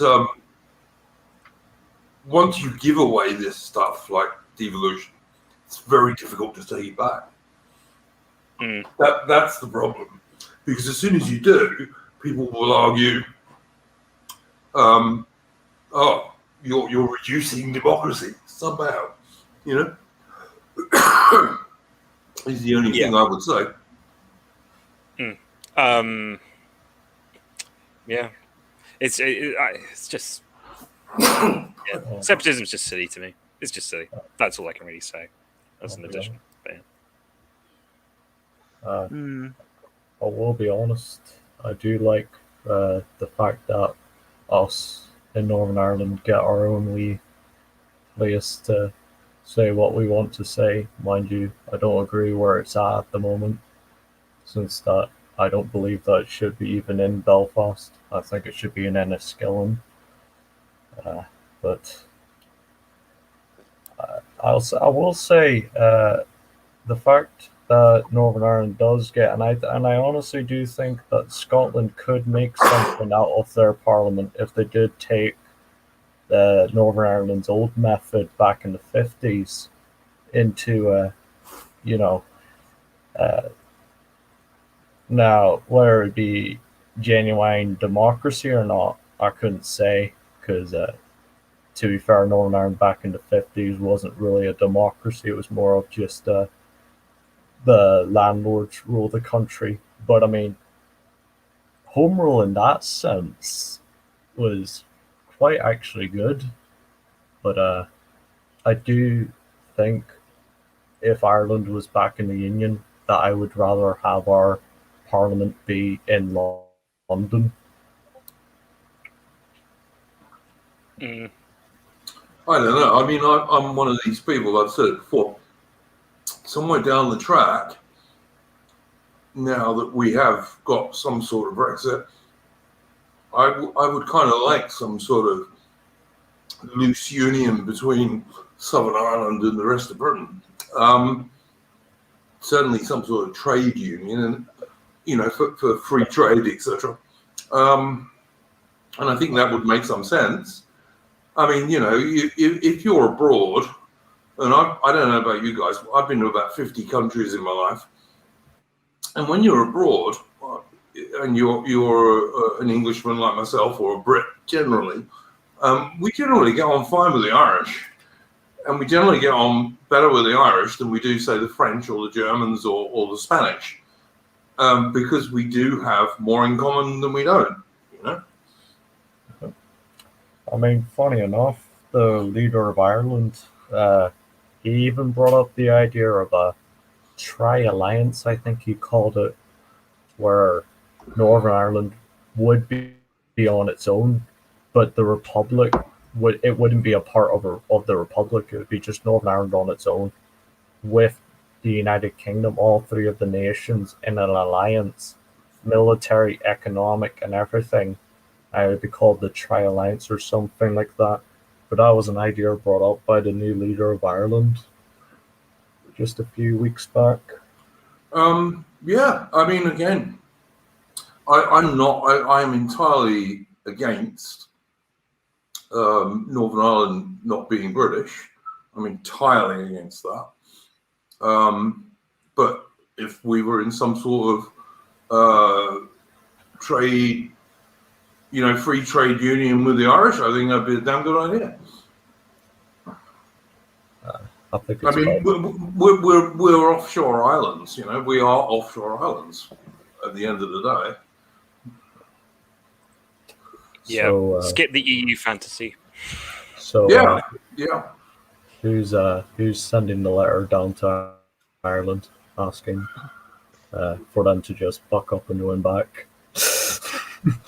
I think that's going to be a very difficult call. But I mean, in due course, who knows? We might get some sort of free trade union between Britain and Ireland. I think that's perfectly possible. Yeah. McNamara says it's unlikely because people in Ireland are zealots for the EU. I don't know, man. I like John McNamara. He's one of our regular viewers. He's a good Irish bloke and a good Irish Republic bloke. And I would just say that, I think Britain and Ireland have more in common than the rest of Europe does, as offshore islands. And I would also say that I think the Irish people are because of all this mass immigration, which is being encouraged by people like Sinn Féin, etc., because they're Marxists. I think eventually Ireland is a lot of Irish people are going to say, well, Brits out and Africans in is not actually such a good deal, I think it's rather interesting, the whole EU thing in Ireland, because from what I've seen, it's mostly Leinster that backs up the EU. Meanwhile, if you ask anyone up in Munster and Connacht, Leinster's where Dublin is, isn't it? Yeah. It's Kilkenny, Wicklow, Dublin, but they're all massively pro-EU, but that's just Leinster for you. It's a massive divide that has now been set in concrete, the divide between Munster, Connacht, and Ulster and Leinster, because those three other provinces are completely like the culture, the industries, the situations in those three counties provinces compared to Leinster is now set in stone, because Leinster is the only actual place that is massively pro-EU, which is something I find very interesting going on. Yep, 555 in the chat. British and Irish Lions. Yeah, when I was a big rugby union supporter, I was always a huge supporter of the British and Irish Lions. Absolutely. The real question, though, Tristan, is would you revert to calling Ireland West Britain, as set out in the Act of Union? I mean, on a regions map, are you on about? Well, I mean... I think he's being facetious, Tristan, to be honest. Yeah, I'm being facetious. Yeah. The reason say I would consider it on a regions map. Listen, Tommy Hill in the chat. Look, mate, I know you're a little Englander, and I totally disagree with you on that one. I just totally do. Like, if England was on its own, Yeah, and I'm an Englishman. If someone asks me, I'm an Englishman first, and then I'm a Briton. Okay, but England on its own would lose several millions of people. It would lose many vital military and especially naval bases. It would lose most of where it builds its warships.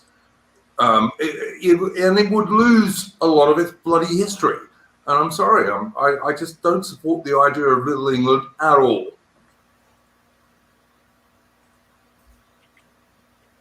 Yep, ran about my position as well, but from a different Patriotic Archive, great channel. Go and subscribe to him.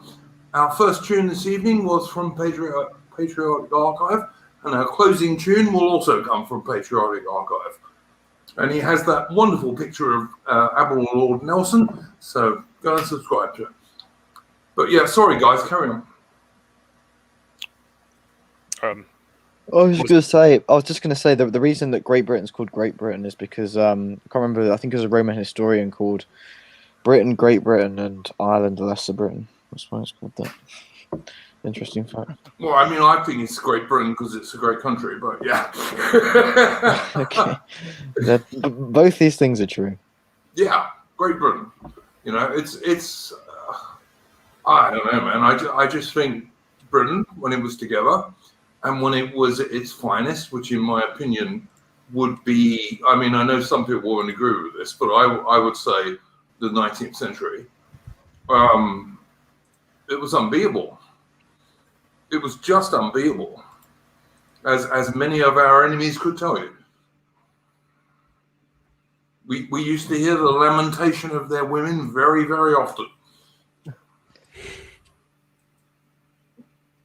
Yeah, I mean, if it isn't broke, don't fix it. The UK ain't broke, in my opinion.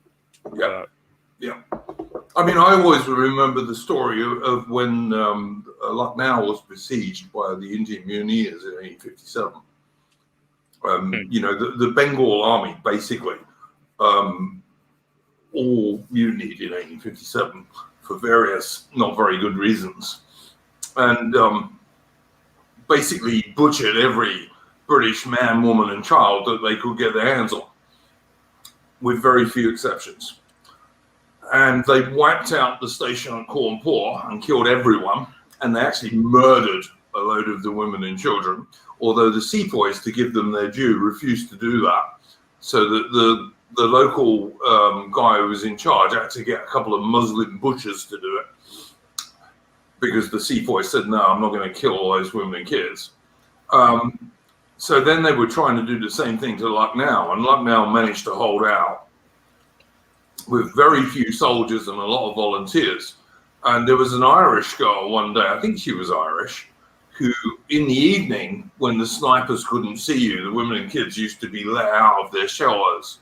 And she was up on the ramparts and she thought she could hear bagpipes. And she went down and told the blokes, and the blokes weren't sure, so they all went up on the ramparts. And in the end, faintly in the distance, they heard the Black Bear, which is a very famous bagpipe. Oh, everyone loves Black Bear. Everyone. Yeah, Ozzy would know that one. And it was, in fact, the Highlanders were arriving to save all these women and kids. And these really hard-bitten Highland soldiers, and trust me, they were rough bastards, as they managed to break their way into Cawnpore. They were crying, some of them, because they managed to save all these women and kids. Mm. That's British history, you know? Yeah. And obviously there were English, there were Welsh, there were Irish soldiers, there were sailors even in the relief force. But, you know, it was this Irish chick up on the ramparts first heard the Black Bear in the distance and knew they were saved. I mean, yeah, it's just like, I mean, so I remember reading a lot of, I read quite a lot of Scottish history over lockdown, and one of the things that was just very apparent was because of it's all modern history, and so you get a lot of Scottish. So the titles of the books were called Scottish History: A Making and Unmaking of a Nation, and what I really hated was this idea that Scotland stopped being something after 1707. It's like we just sort of stopped. But of course, like one of the greatest periods of Scottish history ever was that following century. Yeah. I mean, we created Hume, we created Adam Smith. Edinburgh became the foremost medical university in the world. Yeah, absolutely. Yeah. And of course, in the following century, we had Watt. And penicillin will follow soon after. Great authors like the bloke who wrote Sherlock Holmes. Yeah, and like, Doyle. Yeah. And it's not like we just disappeared off the face of the earth because we decided to share power, or try a collective effort. It's this sort of demonization of the English, which is just it's just kind of pathetic. Well, I mean, also look at Queen Victoria. Where was the place she most loved in Britain? It was bloody Balmoral in Scotland, you know. Well, even Her Majesty, that's still one of and her the current Queen, absolutely, she's exactly the same. Yeah. I mean, of course, maybe it's helped by the fact that the Highlands are a bit more unionist than particularly the Central Belt. I mean, they're also beautiful, of course. Yeah. But yeah, the funny thing about the Highlands is that half the population of Highlands is actually rich Englishmen who ran away from England because they didn't like the demographic situation, you might say. I don't know. Look, when I've been to the Highlands, and I have been to the Highlands quite a few times, I used to go for holidays at Cape Wrath. You know, Cape Wrath, Aussie. It's. I think they're the highest cliffs in Europe, I believe. I can't attest to that, but they're very stormy, and it's quite common for sailing challenges. And absolutely drop dead beautiful. And you have these little tiny roads that are one lane with passing places. You know, when you're going up there, and you have all these, and the Highlanders have this beautiful kind of soft accent, like the real Highlanders. Yeah. It's just such a lovely, lovely, lovely part of the world. Really. And I've been to the Summer Isles, for example. You ever been there? No. Oh, man, it's so beautiful. Like, if you go there on a sunny day in the summer, I mean, all right, Scotland, so you got to find a sunny day, but, you go there on you go there on a sunny day in the summer, and like you could be in the Mediterranean, and the water is so clear, you can totally see to the bottom. You can see the fish. There are seals everywhere. It's just so bloody beautiful, man. Yeah. In my family, we call the Highlands God's own country. But anyway, I'm wondering that we might be rambling a bit about. No, I don't. Listen, I just think, again, I think a lot of young fellas these days don't have a good idea about geography. And I would say to any British bloke, whether he be Scottish or English or Welsh or Northern Irish, go and visit the Highlands. You'll like it. It's so lovely. When you're allowed to travel, that is, of course. But, yeah, absolutely. Yeah. And I think Ozzy, you made a good point. Like, Scotland used to be known for so many good intellectual people. It really did. It had a very high reputation for that kind of stuff. Yeah. I mean, I don't like Hume personally, and like we are kind of half responsible for the Enlightenment. So sorry about that. But I mean, we've also had our own like powerhouses, particularly in inventing. Inventing has always been a very strong point for Scots. Macadam, there's one guy. Macadam, Watt, penicillin, Alexander Graham Bell, etc., etc. Yep. And Logie Baird. Yeah. And of course Robert Burns and all that. Yeah. So like it's just, I don't know, like it's such a shame that we only see ourselves as like that most modern Scots see themselves as English puppets, because it's just not true. It's not true. How many British prime ministers have been Scottish? Quite a lot. I mean, it depends who you count, because David Cameron is technically a Cameron, and But I mean, has he ever set foot in Scotland? So like it depends who you mean. But yeah, Yeah. we've had a fair count. But yeah, I mean, it's ridiculous to say that, like, somehow or another, Scotland has been hard done by England. It's like, I don't know. Yes, I know some Englishmen who don't like Scotsmen, but I don't know many. Well, I mean, even if we don't like each other, can't we just like have a good old bickering married couple sort of relationship? Isn't that a bit of fun? Well, yeah, that's true too. But I mean, it's also like I remember my dad was a military guy. Yeah, my dad was a British Army soldier, and most of his military mates were either Glaswegians or Geordies. Yeah. Even though he was a Londoner. And the advantage of that to me is I've always been able to understand Glaswegian and Geordie. You can speak the broadest Glaswegian and Geordie to me, and I'll know what you're saying pretty much. Mm-hmm. But they were just good blokes, tough as fucking teak, but good men. Yeah, loyal, faithful, very kind to women and kids. Good men. Yep. It's pretty much that.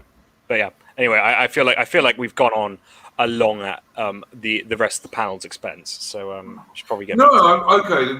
Yeah, Adam, you haven't said anything for a while, mate. What do you think about that? You're an English guy, but I think you're generally a unionist. Yeah. Oh yeah. I mean, I went to the Highlands actually just a couple of years ago. It was on business, but I really liked it. I do find there's quite a distinct difference between, let's say, people from the Highlands and people from the sort of southern belt of Scotland. But even then, that could be delineated into different groups. Yeah. I don't actually know if Cameron's ever actually been to Scotland. Maybe that's like even on a holiday. Like. Yeah, I genuinely do not have a clue. So I mean, I've only ever seen pictures of him abroad on holiday. So he has a place in Cornwall. Yeah. For what that's worth. I used to love to go to places like what's that fabulous Scottish fort? It's an artillery fort from the 18th century. Fort George? Yeah. Inverness. Yeah, up around there. Yeah, it's beautiful. So fabulous, man. And obviously I went to Loch Ness and all this kind of stuff. But man, the scenery up there is so beautiful. It really is. Yeah, and there's one of the few places in Britain where you can go where you can stand on a hill and not see any sign of humans. Not many places in Britain you can do that. You could probably get away with that in Wales, actually. I would have thought. But oh yeah, there's some lovely spots in Wales. I mean, I've been to Wales too. But yeah, absolutely. I mean, I think all of Britain is beautiful. And it all has its own history.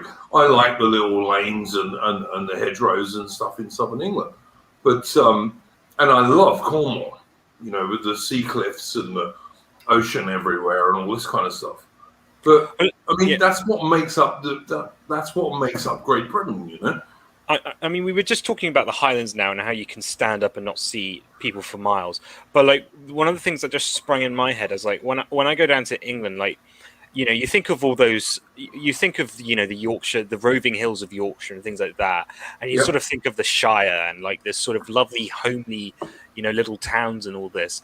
And like now, like for me now, it just all looks concrete and modern and plastic, and a lot of that old romantic. I suppose England would be the term is really, really suffering. You get that in Devon. You get some pretty preserved places, particularly in like the West Country, but like I think a lot of England is losing a lot of its gorgeous countryside sort of setting. But there we go. Sorry, carry on, man. Oh, I was just gonna say when I got heat stroke the other week, the place I went for a walk was just you could walk for miles and miles and miles, and I walk that route quite often, and I never see another person or a house or anything for quite a way. But even now, like just like last week, I heard that they're building a housing estate up there now, so that'll be gone too. Man, when my son was a small boy, I used to live in Berkshire, and I'd stick him on my shoulders, you know, when he was like 2, 3, 4 years old. And we would walk through the woods with dogs. We had a couple of dogs. And like you could walk through these woods and you'd sometimes see badgers and foxes and grass snakes. And you would always see rabbits and squirrels and what have you. And loads of birds, obviously. And like I'd tell him all these stories about Mr. and Mrs. Badger and Mr. and Mrs. Fox and, you know, all this bullshit that you talk to your little boy about, which he really liked. And eventually we'd wind up at this gate where there were a load of cows, and all these cows would come over. And my little boy loved these cows. He would, when we went for a walk, he would say, see the cows, you know, so we'd go and do that. And to me, you know, that's part of being an Englishman, is part of being a Brit. Yeah, I mean, it's mad now. I mean, in the southeast where I am, sort of southeast of London, they're putting stuff up everywhere, literally everywhere. I mean, like within every direction of my house, within about 1 or 2 miles, there's a housing development. You're gonna have to move, man. Yeah. Yeah.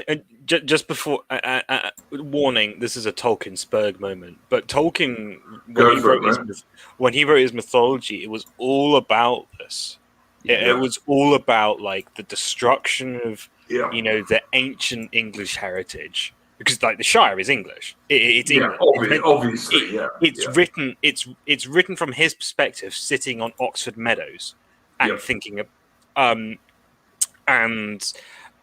you know, you get like this sort of the tearing down of the environment by Saruman and the black pits of Mordor. And of course, part of this was influenced by his experience in the First World War.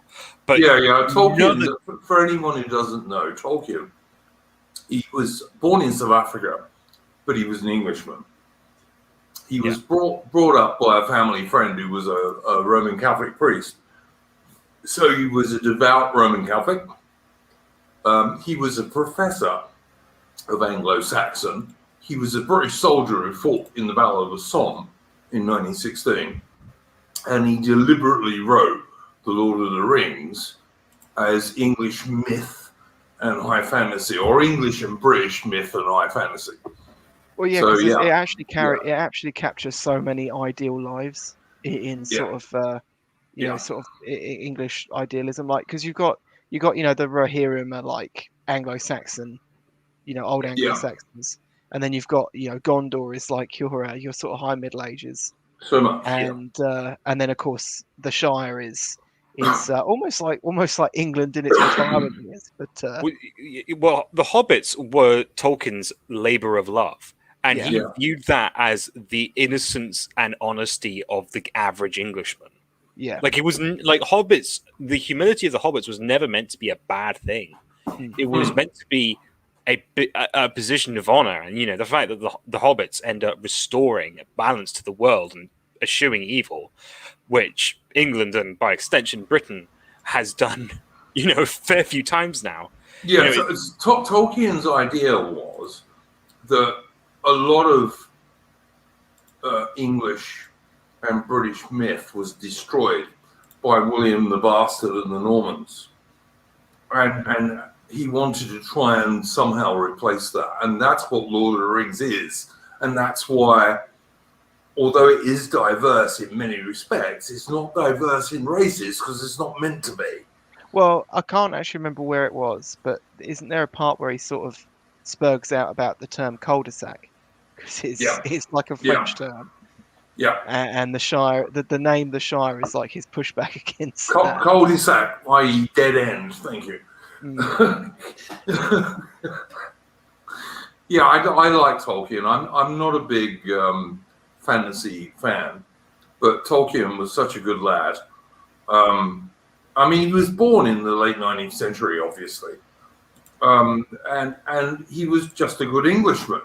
I mean, for God's sake, the guy was a professor of Anglo-Saxon and fought in the Battle of the Somme. You can't get much more English and British than that. Yeah, but I bring this up in the sense that I brought up because Tolkien in many ways captured the perils of modernity, which he didn't like. Yep. Which he didn't like, and which I think is very endemic of what's not only is the England and particularly from my experience Yorkshire, but everywhere really is suffering from this complete garbageization of our countryside, and we don't have that much countryside. We really don't. We are a relatively small island with an enormous population in it.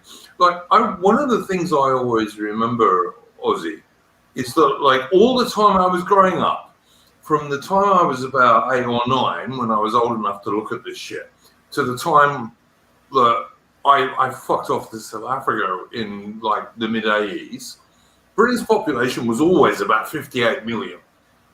What is it now? It's 65 or something? It's 67. It's projected to reach 70 million this decade. And almost all of that rise in population, because when the actual British people are not even replacing themselves, almost all of that rise is mass immigration.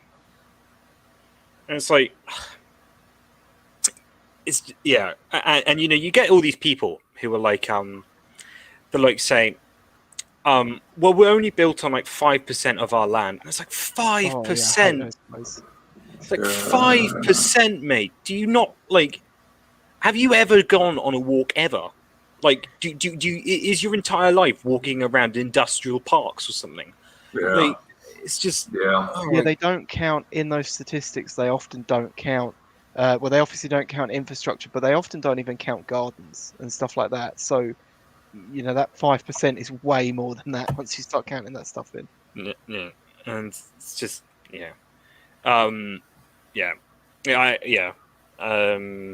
and then of course you get talks about loosening up the green belt to lower housing prices, and of course there is another very obvious thing you can do to stop housing prices rising, but we can't do that. That would stop massive immigration. Yeah, but that would lower GDP, bro, and you can't do that.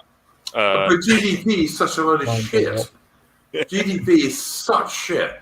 I mean, look, it's absolute common sense to anyone with a half-working brain that if you have mass immigration, you're going to push down wages, especially for the less skilled guys, so particularly for working class people, whilst at the same time, you are going to raise housing costs, whether they be people getting mortgages or whether they are people renting. That is just obvious common sense. Yeah. That you don't need to be brain of Britain to work it out. But what you haven't taken into consideration is line go up. Yes, you haven't considered that GDP is going up, and that The is line good goes news. up. It is green. Hasn't the GDP per capita though been declining for like hundreds of years? And the IQ going Don't down. say that. And the IQ and our IQ is going down.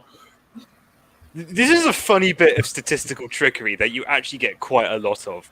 I mean, GDP per capita hasn't been falling, but it's been stagnant. And it's a funny little bit of trickery because, of course, everyone likes to talk about how developed a country is in terms of GDP per capita. But then the government, when it reports its growth statistics, talks about it in gross terms without the per capita in it.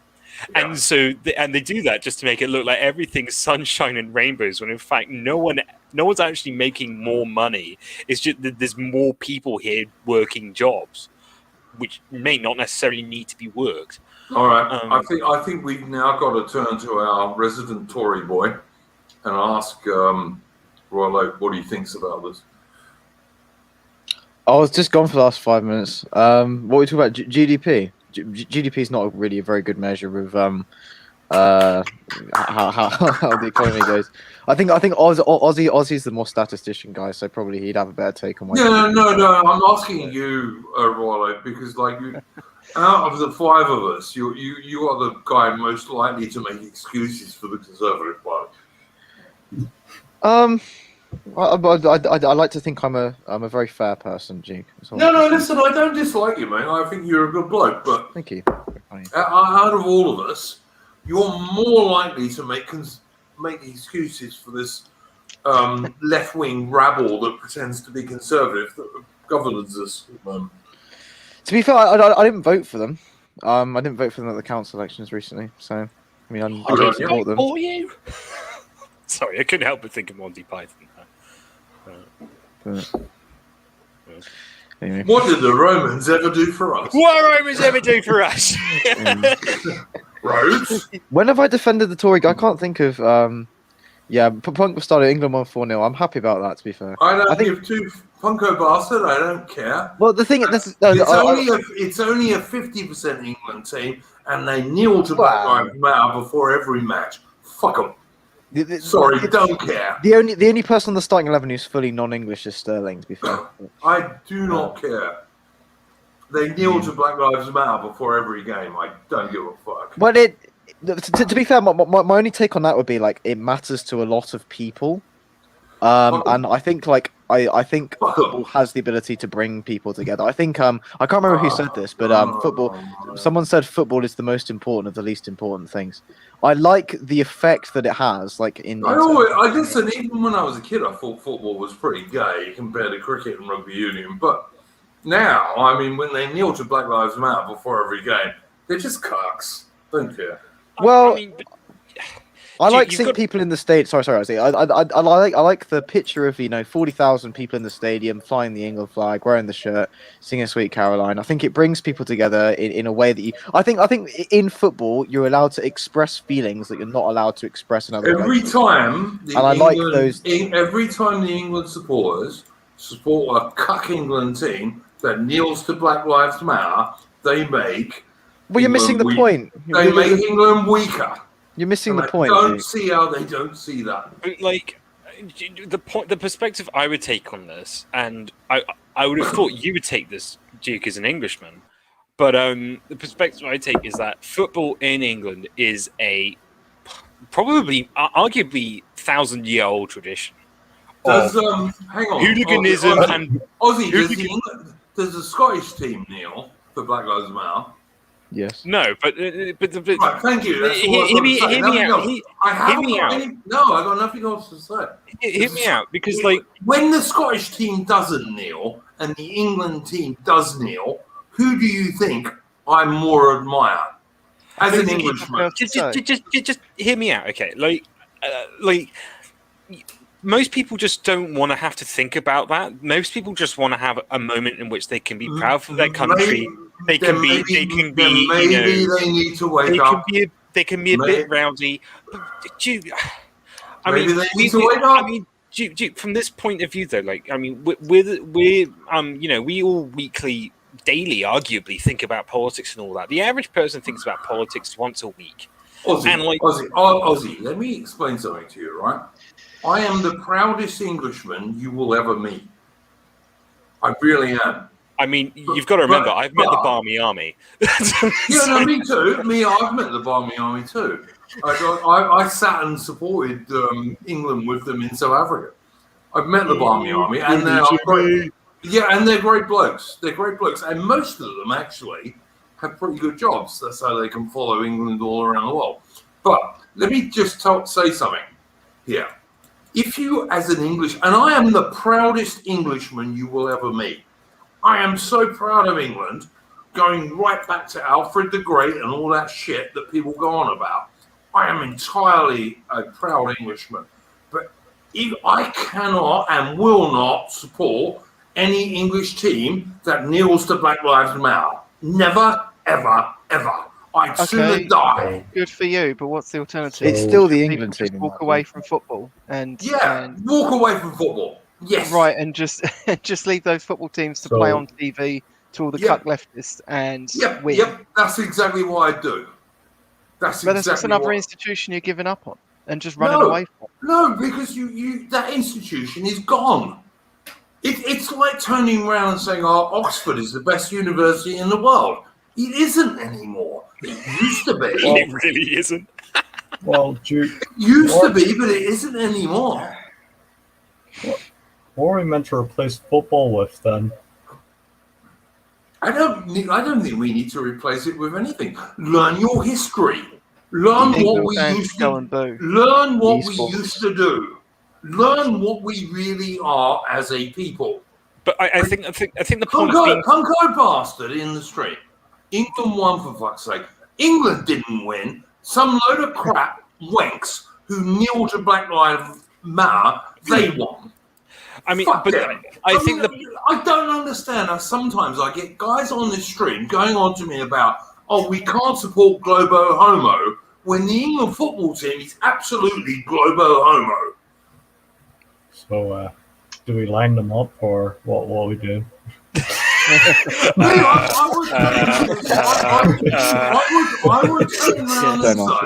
I would turn around and say to the England team, if you kneel to Black Lives Matter once more, as far as I'm concerned, you are no longer an Englishman. If you kneel one more time, I'm getting the cannon into the stadium. No, I just said I swear to God, I will phone your I mother. won't think of you as an Englishman. You know, it's listen, you guys know, all right, all of you guys know that I love and adore the British Army, but don't love and adore the modern British Army because it's cucked. I'm not sure if that's true. I'm Your not love saying is not unconditional, then, is it, Duke? I'm No, not. my love is never unconditional. My love depends on you staying absolutely true to your roots and your history. I mean, the thing is that what I'm just trying to get across is like maybe you don't have like an unconditional support for the England football team, but like maybe like for some people they just want to have like I think as Oak put across, people just want to have a bit of like community and like solidarity and a feeling that like we're in it for with a cucked England team who kneels to Black Lives Matter. Yeah, but Is that what you want? Is that what I you love want England, to do? even if they kneel to BLM. I still love England. No, I'm sorry. Ooh. No, I don't. No. T-Bus, whose thing I've just put up on here, says, imagine crying over the kneeling for like 3 seconds. I would fucking cry if they knelt for half a second. Englishmen kneel for 2 things: Her Majesty the Queen or God. Nothing else. Right, but Never. that's not right. But that doesn't. Right, I mean, you can I'm spurg out on a standing with you. stream, but that's not actually gonna fix anything. As Adam said in chat, the issue here is 80+% of people don't think in any of these terms you're all thinking in. What, Yeah, Why exactly. do you think we're streaming, Albert? Because those 80% of people are wrong. That's Could why I- I don't know why you're streaming, but I know why I'm streaming. It's because those 80% of people are totally fucking wrong. Could I just do a little mental exercise about the average England supporter who's going to this game? Like, he probably works like he might work a pretty boring job. You know, maybe it's an office job, maybe it's fucking really awful, like an Amazon stocker or whatever. And he's, you know, he has a pretty mediocre life. But then all of a sudden, you know, his friends are like, "Mate, let's go get absolutely sloshed and go support our boys in the boys in white." And like, you know, they're all excited, they're all happy to be together. And yes, so what? For like 2 or 3 minutes, you know, the team kneels and does some political bullshit, but you're not there about that. You're here to have a drink, you're here to have fun, you're here to have living a bit larger than life. And like, what's wrong with that to me? I don't see anything wrong with that. Well, you've lost me there, mate. I'm sorry. I'm a very old-fashioned man. I just don't do that shit.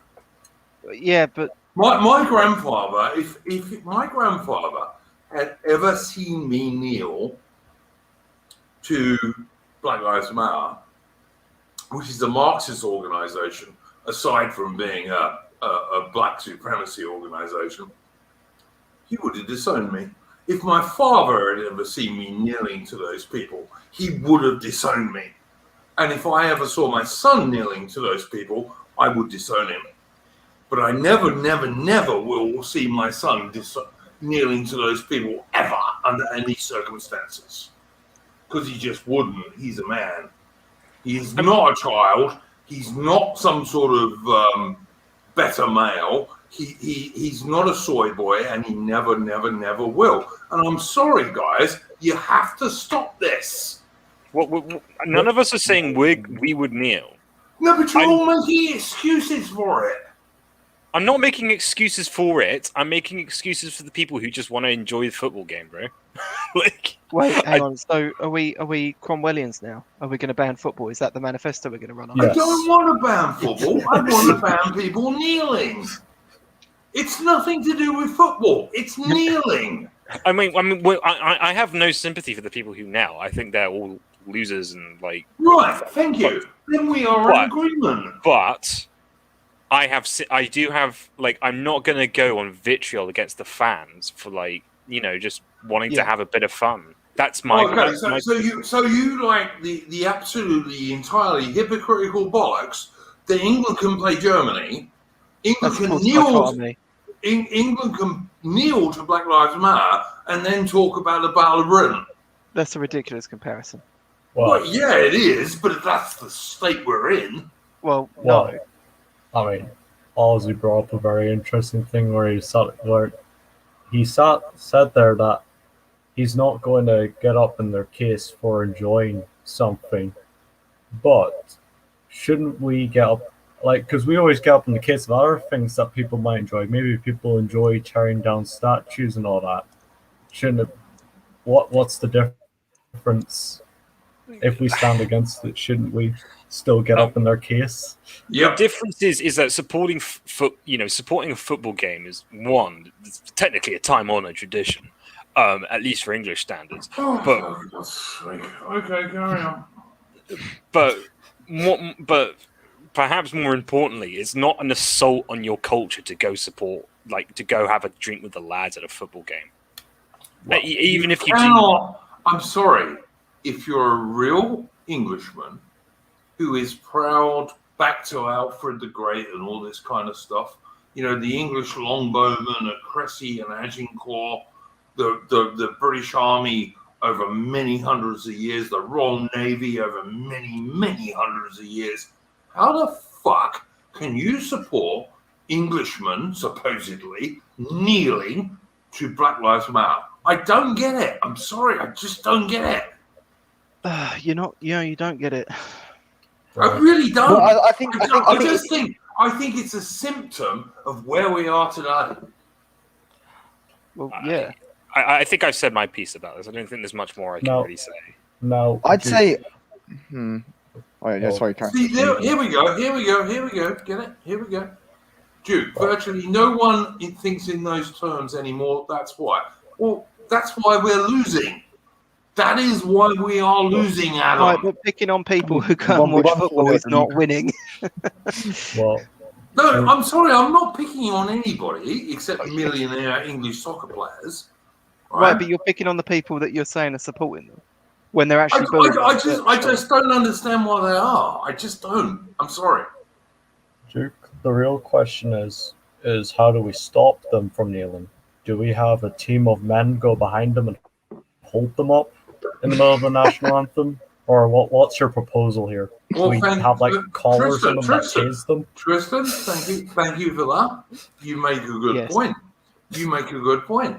I mean, when the England team are such soy boys that we have to send a team of people to make them stand up, you kind of make my point for me, don't you? Yeah, I guess I do. I mean, you kind of made my point for me. I mean, Tristan, you know about orange marches and all this kind of shit, yeah? Yeah. Do you reckon, like, if there were loads of orangemen kneeling to the Fenians, that would go very well? What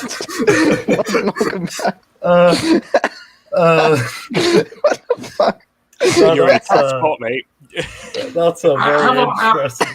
I mean, honestly, if there was a group of orangemen who were willing to kneel for 3 seconds to the Fenians, you reckon that they would get a lot of support? I think they'd be chased out of the country, to be honest. Thank you. I don't really see, as a Briton, right? I'm an Englishman first, and I'm second to Britain. But as a Briton who did 2 tours in Northern Ireland, I kind of think like the English soccer team kneeling is the same as if some orangemen were deciding to kneel to the Fenians. I think it's the same. They're our enemies. If you don't, I mean, are they not our enemies, gentlemen? I'm These gonna people who we're say kneeling that to the to. local headmaster. We're not kneeling to them. No, we're not. Obviously not, Am, and I know you would never kneel. But what I'm trying to... I mean, like even the football supporters though, they're booing them. Yeah, they are, and good on the supporters who boo them. But my point is, how the fuck can no one see what a problem this is? It's the England team with the England name on it and 3 lions underneath it. I came up with an idea how to I stop just this. don't. I English. think we're looking at this from slightly different views, you know. We make them stand on hot coals. They can't kneel then. Well, no, I would absolutely do that. I would absolutely do that. I mean, honestly, it is beyond me how a millionaire Englishman, which all of those soccer players are, and like if I was a millionaire, I'd say anything I'd like. I'd put my face on the screen and I wouldn't give a shit. All right? Because like, what can anyone do to you when you're a millionaire? If one business fails, you start another one. You know. But these guys don't even have the gumption to turn around and say, "No, I won't do that." And I'm just imagining if one single white English player had the gumption to turn around and say, "No, I'm sorry, I'm not kneeling for Black Lives Matter," he would become the biggest hero in British football ever. Well, I mean, he wouldn't because the sovereign is the press, and they'll call him a racist. No, amongst the actual British people. I'm not talking about the mainstream media. Right, but it doesn't actually matter what regular people say because the press set the agenda. I don't know. I think we sometimes get a little bit too pessimistic about that. I reckon if most British football fans liked him, that would come across. I reckon if one bloke stood up proudly instead of kneeling, I reckon he would become the most popular England football player of the last 50 years. Reject modernity, embrace pessimism. I'm never gonna take that pessimism, but optimism is cope. Alman, look, you're a pretty good guy in history, all right? I know you're a pretty good guy in history. No former generations of British soccer players would have done this. They would have just said no. No, they wouldn't. Yeah, but we wouldn't be in the position we're in now, though. So it's not right. But you see, this is where I get a problem. It's because you guys are saying, "Oh, I'm out of touch," and blah and blah and blah. I don't want to be in touch. I want us to get back to where we were. And if we don't, we're fucked. We can't support guys who. But we're not going to win by picking on football supporters or junking the team that's winning the Euros. Oh fuck the Euros! It's just it's about you're going to lose, isn't it? I don't give a fuck. I mean, do you know what? I actually do hope England lose. I'm sorry. Right, but this is because they're not England anyway. They're not really English. But this is like Mark Collette level stuff. I was thinking that. No, it isn't. No, it is. You should unconditionally support the country you're from, really, if you're a nationalist, shouldn't you? Oh, bollocks. No, this is not. It's like if you don't like the government, would you rather they lost the war? Oh, my word. Oh, God. I think Patriotic Archive had a question in the chat that he was basically saying. Where is it? He was basically, it's a little bit further up. He was basically saying, he said every game fewer and fewer people boo. He said, because they're getting used to it. Because will England fans soften to BLM if BLM supporting the England squad win the tournament? Yep. I don't think they'll soften to BLM, but they may stop booing for a while. Yeah, I totally agree. And this is my point. I'm never PA Biker Brigade. I will never join PA because Patriotic Alternative are Nazi larpers who will never get any support. Where did he come from? Majority of the British public. Fuck PA and fuck Mark Collette. I think that's a joke account, to be fair. I don't care. And what I'm saying about England supporters not supporting the England team, when they kneel to a Marxist organisation which is completely anti-British, which Black Lives Matter is, that's nothing to do with PA. When are we I mean, doing the Splendid Isolation Nintendo Wii Let's Play? we're not, but we are. How does we everything are. just end up becoming about PA? Like we're talking about fucking people kneeling Well, at because footballs and maybe It's your hero. You're here, and so it happens. Someone suggested it wasn't even me that I was mentioned it. being. So. Someone suggested I was being like PA, and I'm not at all. Yeah, that was me. Well, okay, but you know I'm not, Alan. Well, no, I know you're not, but I just think that this particular line, it's just like, yeah, let's ruin the populism that British nationalism can have over this one tiny point. I don't think it's. Just seems like a losing strategy. I don't think it's a tiny point. I think that English football supporters supporting an England team that before every single match it has cucks itself before Black Lives Matter is not a minor thing. I think that's quite important. I just want to win. Every time I see, every every single time I see English players kneeling before Black Lives Matter, it makes me enormously embarrassed. I just think this isn't the England I know. This isn't like the empire on which the sun never set. This is some pathetic load of cucks. But you're not going to stop the pathetic cucks if you're just going around throwing football supporters under the bus because they have this one little thing they've got left in their life. Well, because they're so dumb that they're gonna support English football players kneeling. I don't get it, mate. I don't. Okay. How about this? Listen, I was never a big football fan anyway, but I don't get it. It's just a losing battle. You're saying what you're against, but you're not saying what you're in favour of. You're not implying your own vision. I'm in favour of Englishmen standing up straight. Okay. That's what I'm in favour of. Is that complicated? No, someone wants me to kneel to Black Lives Matter, I'm going to say, fuck off, you wank. Good. Well, tell the players. Like, kill me, and then maybe I will.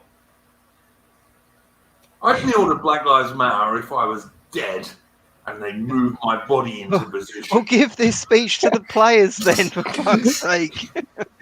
Duke, are you offering to go down as a martyr right now? I'm sorry. My can neither endorse nor disendorse what Duke's about to say. my father and my grandfather were football fans, but they would have thrown up seeing the players like kneeling to Black Lives Matter. It would have made them vomit. And any England fan who doesn't see that ain't really an England fan. Well, okay, so how about this? Okay, you might not understand it, but it's where we are. It's what we people should do. Support it, and we should support it, according to you guys. No. I didn't say you should. I didn't say we should support it. I'm just saying that we have. I'm coming from a position in which I understand the psychology of the supporters. But every single one of you has said I've gone too far in condemning it. Every single one of you. Except possibly Tristan. Except Tristan. Every single one of you, apart from Tristan, has said, "Oh no, you can't do that." You can condemn the. You can condemn the players. Maybe we're already lost. You can condemn the players for kneeling, sure, but I'm just trying to I'm just trying to keep a sympathetic point of view, at least to the supporters. But let's put that aside, okay? These sort of people are your bread and butter normal person these days, and they are our target audience. No. Well, who is then? People who are a little bit more awake than that. Well, and how many of those do you think there are? I actually think there are more than you think. That's what I think.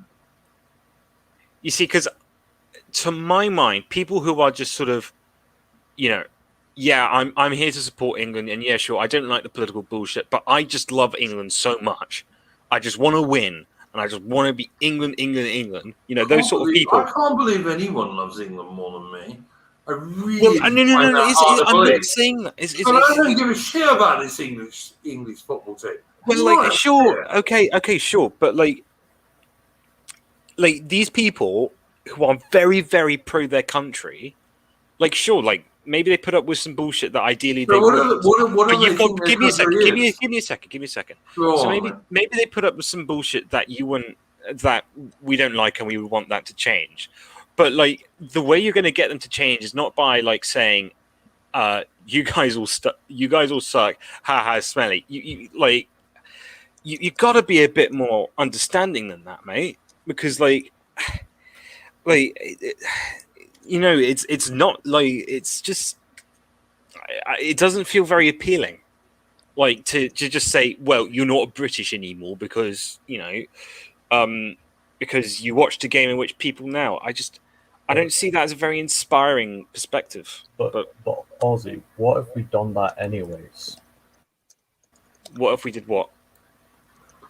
We just didn't count them as British anymore. What? Like remove their citizenship? Yes. I mean, men can dream, Tristan. It would take care of the population issue. Deport them to Ireland. Oh, I don't think. Oh dear. Okay. Send them up to Scotland. Excuse me. I'm sorry, like an England an England team that kneels is not English to me. I'm more concerned how we're taking sports like the Saudi Arabians take sports. That's what I'm To more be fair, concerned with. it's a really good point. That like for me, like I don't even watch that much sport. Like I maybe watch the occasional. I hate sport. I used to be a huge rugby union and cricket fan. Don't even watch it anymore. I will occasionally watch the Rugby World Cup, and I always enjoy going to a test match in the flesh. But like watching, I can't really get behind watching the stuff on the TV, and like it's not that it's not something that we should probably be icing our balls over. So like, yeah, maybe we should find a more lively perspective on things. English people really take this stuff serious. Well, I guess they do. Let's die on this hill. No, I die on the hill of kick ball and net. Yes. I don't know. I when I look at this stuff, right, I just think it's one more step down on the ladder, and like I'm sure that like the likes of Alexander Johnson and these people would turn around and say, "Oh yeah, it's England," and we will all talk in different things about Globo Homo.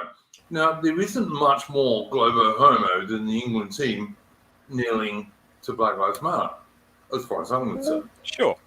And like honestly, an England which is going to kneel to Black Lives Matter, is that an England worth even having? Because I don't think it is. I'm sorry, I just don't think it is. That ain't an England I'm going to support. So, what do we do about England in the Union? Do we kick them out? Listen, What's the deal? Okay. Tristan. Hang on. This is the point I've been trying to make. We have to convince these England football supporters that that's not an England worth having. I'm sorry, it isn't. If they're going to kneel to Black Lives Matter, if they're absolutely going to cuck themselves every single match, then I don't care. That's not my England. That just is not my England. I'm sorry, it's not. I mean, the perspective I would take, which would be sympathetic towards your perspective, Duke, is like I remember in the World Cup, it was it France versus Croatia, and like when France won, you got everyone got really excited. It's like France won. It's like but it's like, did France win or did West Africa win? Yeah. And like from that, like from that perspective, I definitely understand. Like, I understand that people are not seeing things how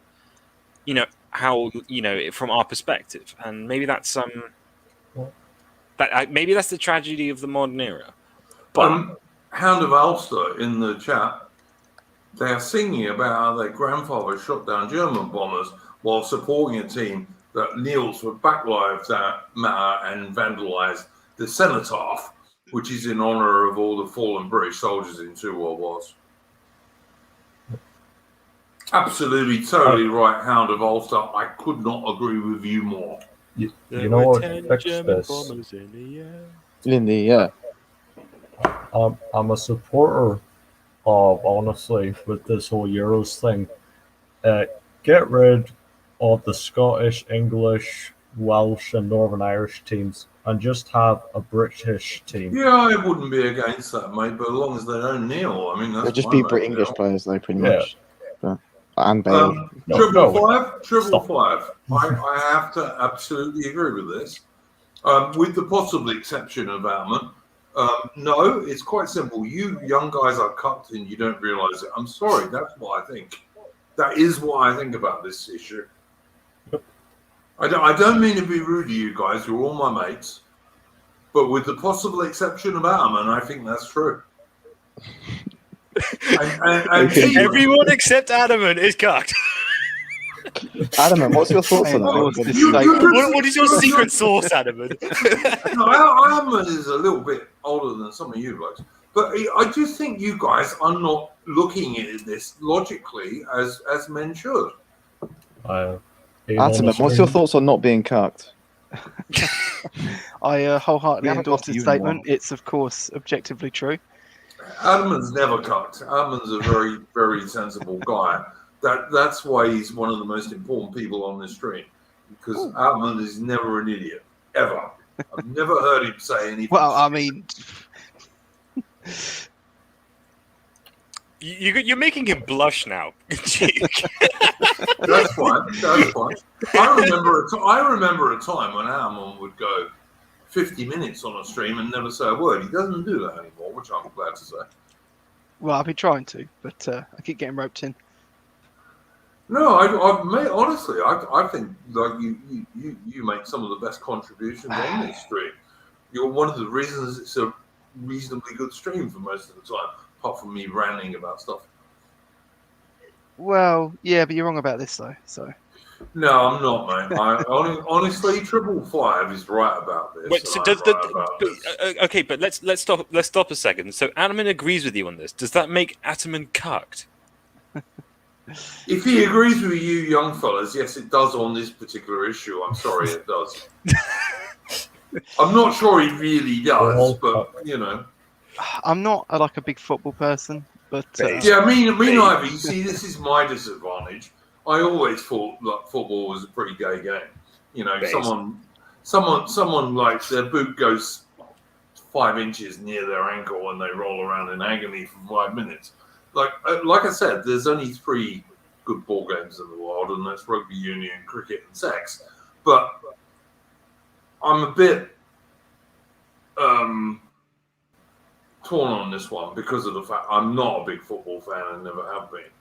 But if I just think these guys kneeling. How can you support Englishmen kneeling? Sure, but like I haven't got. None of us have the power to stop any.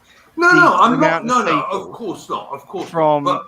But we could at least give them good advice, which is you should not support people who kneel to a Marxist. Right, but everyone on this stream is already going to agree with that. But they haven't. They've gone and they've just made every single excuse they could. If everyone had turned around and said, look, we can't stop this, but I don't like it, I'd say, oh, good on you guys. Based. But no one did that, except you just now. Anyway, Powerlin is in the chat. I haven't got to see it live, but I'm sure his Tolkien stream that he did was very good. People should go and watch that after this. Yeah, cool, pal. I'm a fan of Tolkien. He's the only high fantasy bloke I like. But the Amazon series is going to be woke and feminist and left-wing and diverse in inverted commas. Yeah. Don't Yeah. spend your money on it. I was actually going to bring up a new subject. All right, look, guys. England fans, England football fans. If you support a team that kneels to a Marxist, black supremacist organization before each and every match, you're half as much a cuck as they are. Don't do it. But now I want to change the subject. Has anyone seen The Tomorrow War? The movie? No. No. The Tomorrow. Well, the Tomorrow War movie, yeah. No. All right, it's just come out.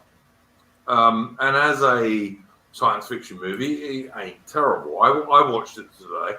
It's an Amazon film, but I'm not on Amazon. I hoisted the Jolly Roger to watch it, of course. I'm not giving Amazon my money. Based. Yeah, I'm never giving Amazon my money.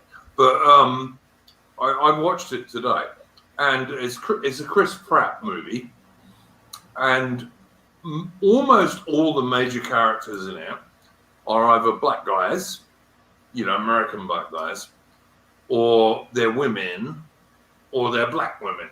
Almost all of the major characters in it are, except Chris Pratt and his dad and his little family. And all of these critics, who these days are actually mostly left-wing activists, have really slagged this movie off purely because the leading man in the movie is Chris Pratt, a white bloke who is supposed to be a former soldier, and his dad, who's also a former soldier.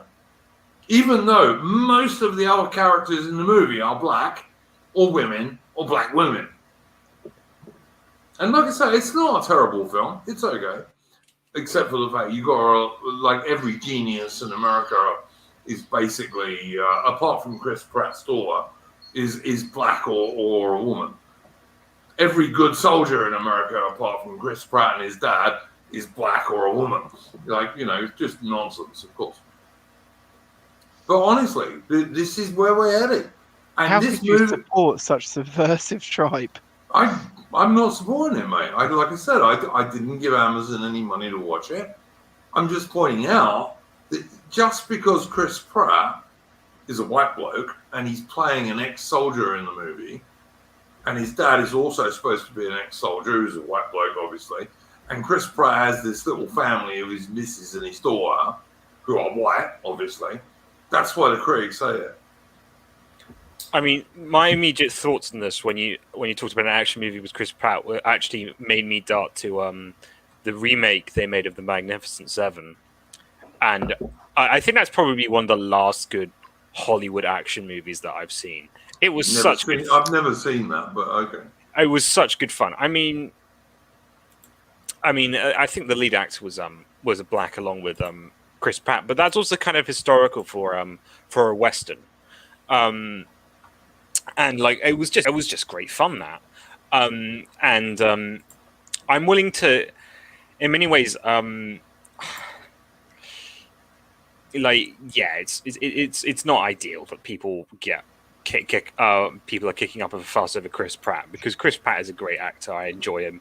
He's also, as I understand, a Christian guy. He is, and he actually is one of the few people in Hollywood who actually has the balls to, I think he's like one of those Californian Republicans sort of people. Yeah. But he also attends a church which is actively against farcical marriage and all that. You mean gay and LGBT? Yeah. Well, it's not. Yeah. Well, it's not married. Yeah, it's exactly. not. It's not I married. agree. Totally agree. But Chris Pratt is a good dude, and sure, it's I mean, it's upsetting that people turn against it, but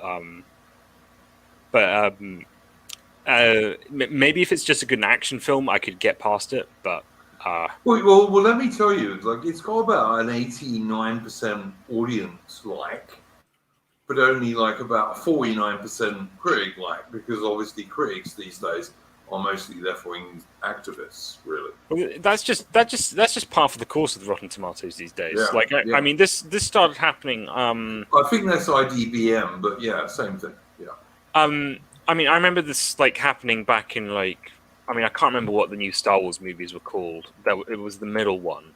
Yeah. And it was. You mean the latest ones are terrible? Yeah, and but the middle one of the three was very, very unpopular, and with audiences, and like Rotten Tomatoes would actually start deleting reviews and stuff like that. Yeah. They did the same with Captain Marvel. Yeah. I mean, I guess what you could say is that on perhaps a more meta level is that it's quite an interesting division between intellectual society and normal people's society. I guess that would be a big takeaway from it. But yeah, yeah, I would agree with Simple Pirate in the chat that 1900 was about the West Side, really. Yeah, absolutely. 1900. Yeah, it certainly wasn't 1969. It was much more like 1900.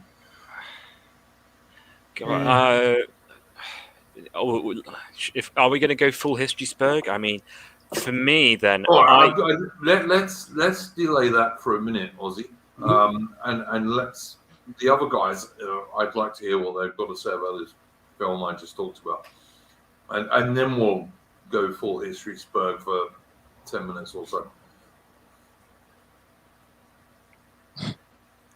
Go on, boys. Well, Anything working class ex-soldier. Yeah, but they're never going to be happy. I mean, I don't even think they really deep down actually care about that stuff. It's just about getting their people into positions of power. So they're not going to praise and anything. removing every kind of straight white male they can. Yeah.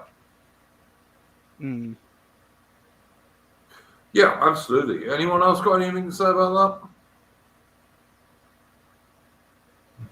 I only hear the sound of silence. But yeah. All right. Well, if you're going to history spurg, my own view is that.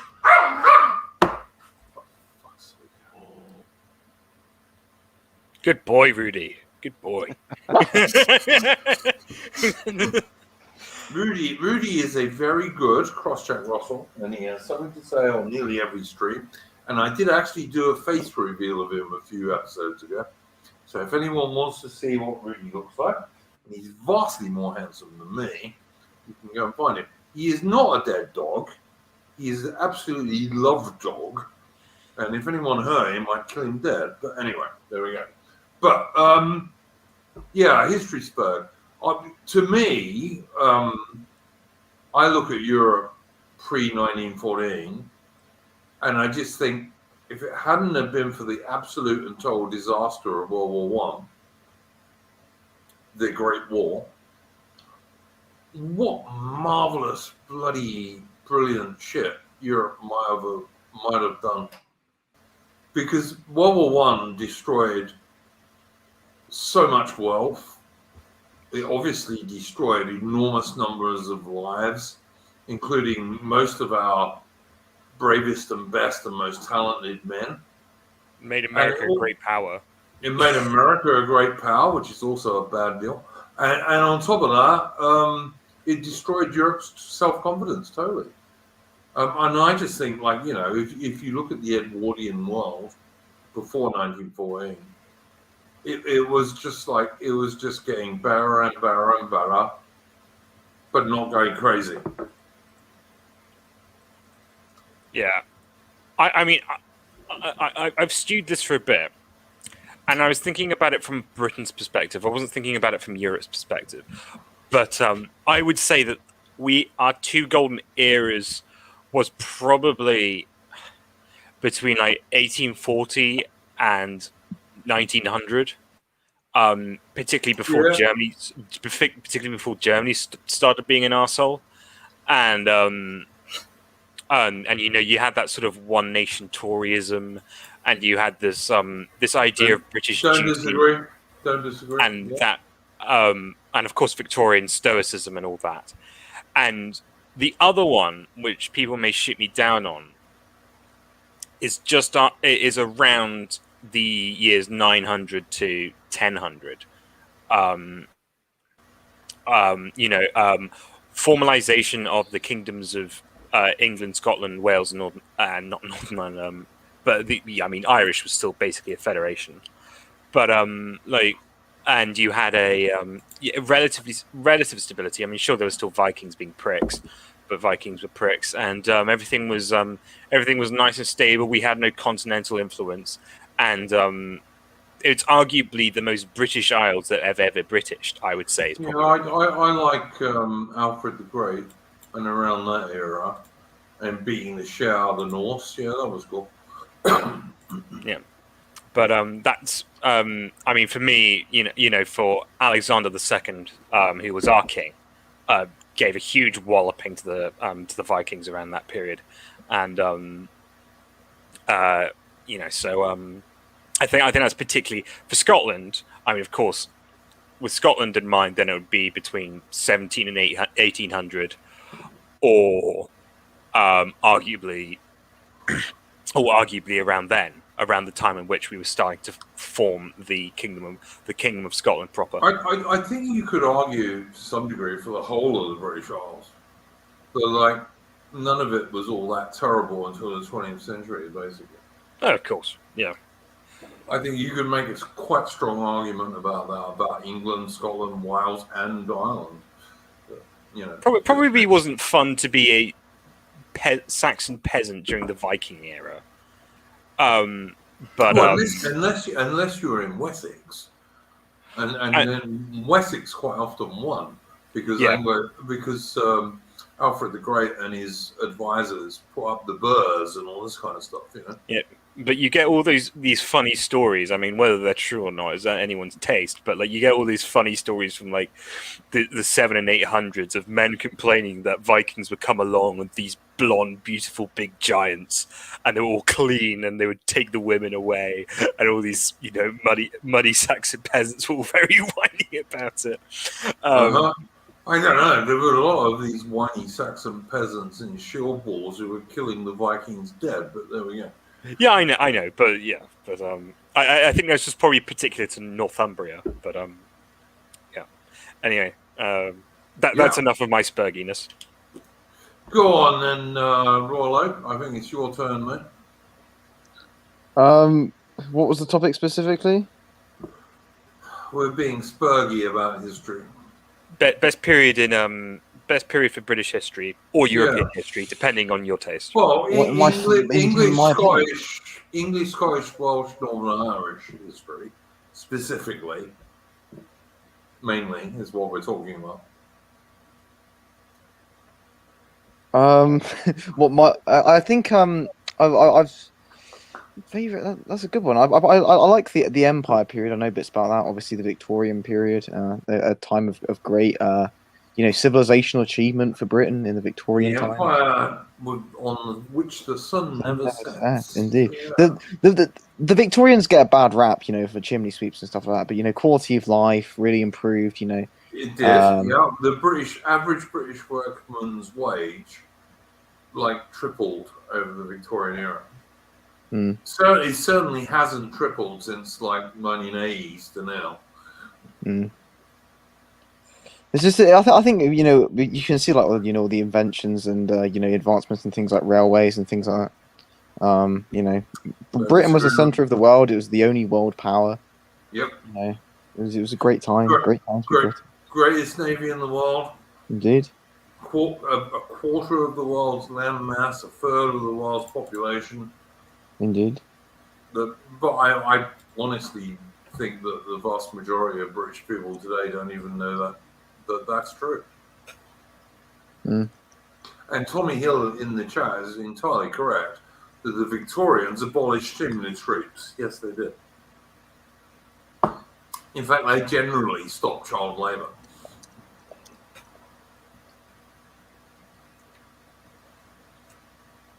All right, so Tristan, anything on that subject? Well, personally, I know this isn't going for the rest of Britain, but personally, for Western Britain. I think the best period was in 1870 to 1901, specifically, known as the Irish Gold Age under Edward Sanderson. It was directly after the famine, but Ireland went through a bloody skyrocket in technology, and we had one of the best railway systems in all of Europe, completed within only like 20 years. And then, of course, everything went downhill, and then the Titanic happened. But yeah, I think Ireland, its best point was in straight after the famine, whenever we got our gold age. Great shipbuilding in Ireland back in the day, as you say. Yeah, no, don't disagree with any of that. Armin, what do you reckon, mate? I'm an Elizabethan reactionary, so Elizabeth I. Yeah, I It's do high love Elizabeth. I do love Elizabeth I. I must admit, I do. Yeah, it's a time when it had a lot going for it. It was sort of the peak of high culture as well, and various other things. And it was probably the start of the downfall. People say about, or you want to go back to the 1950s, more like 1550s, but yeah, sure. I don't know. People say I'm a 90s man. I always say 1890s, which is definitely true. Sorry, I'm just being rude to someone in the chat. I think I might have a mind in who you're being rude to. Yeah. But you do too. But, what about that Diana? Oh yes, the Diana statue that came up this week. Oh my god! The royal whore is a statue. I'm so happy. And have you seen it, Duke? I've seen pictures of it. Yeah, sure. Yeah, it's quite the interesting old thing.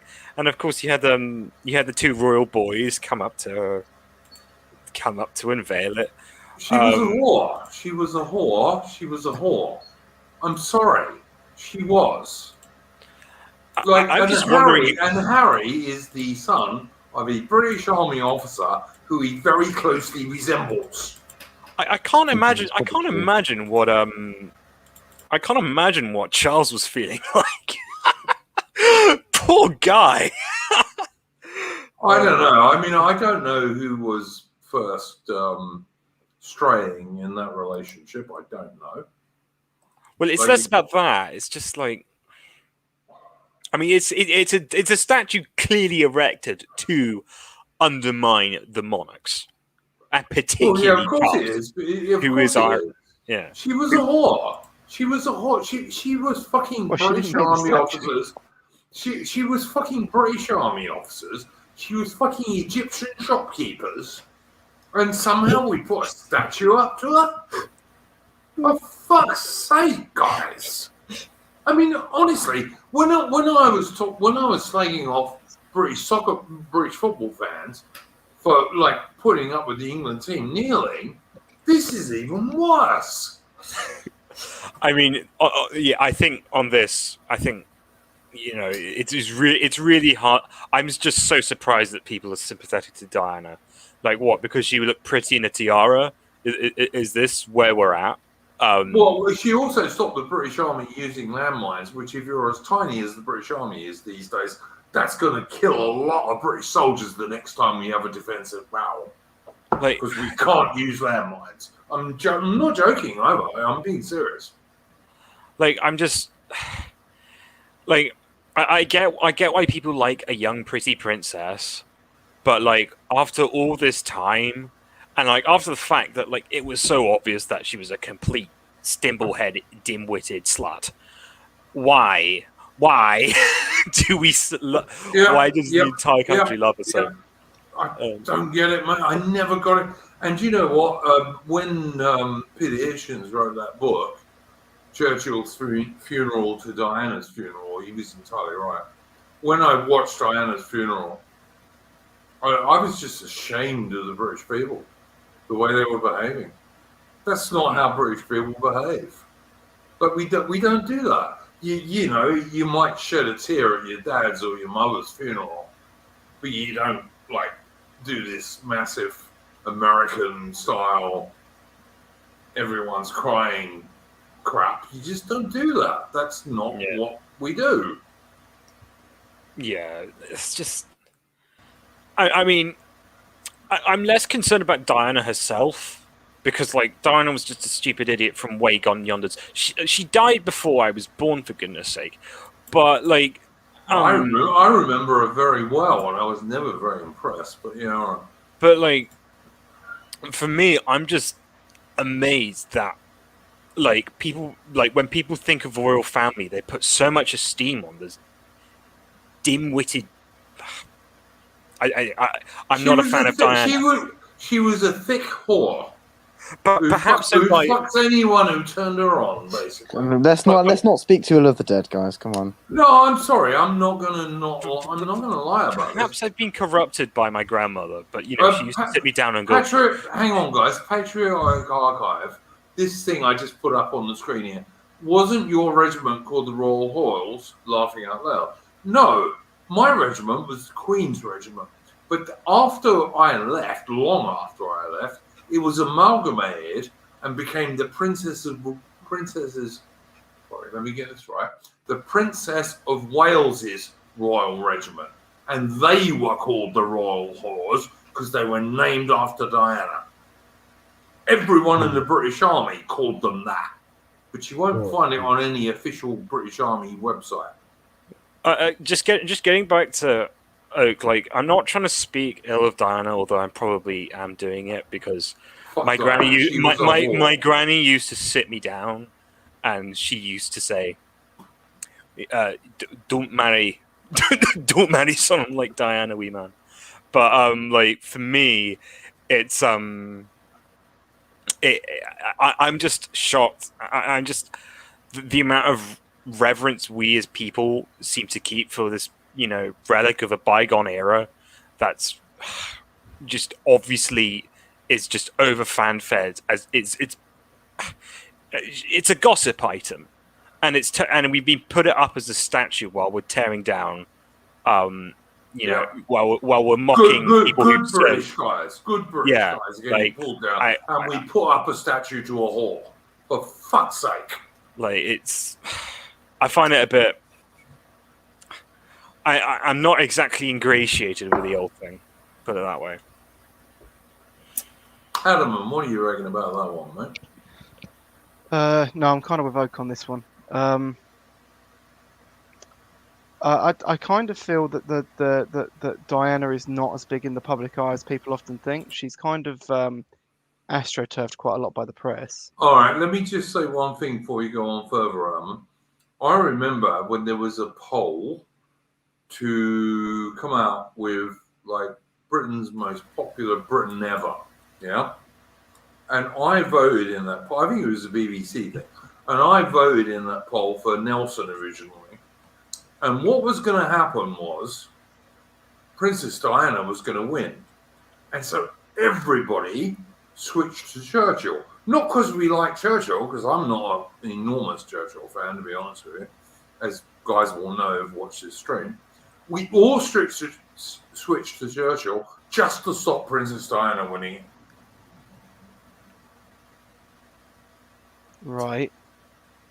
So I just think a load of people don't even realise that now. So when they say, "Oh, Winston Churchill, much the most popular British guy ever," there were loads of people who supported others, but we didn't want Princess Diana to win it. Right, but that doesn't stop it from being an astroturfed position. In what way? Because it's an astroturfed position. Sorry, what is? What do you mean? Princess Diana. Oh, you mean she's not as popular as people think she is? Yeah, no. I mean, she's still popular, but she's nowhere near as yeah, okay, fair enough. Yeah, then I'm agreeing with you. Sorry, I beg your pardon. Yeah, I agree totally. Then I'm agreeing with you, Raman. You're right.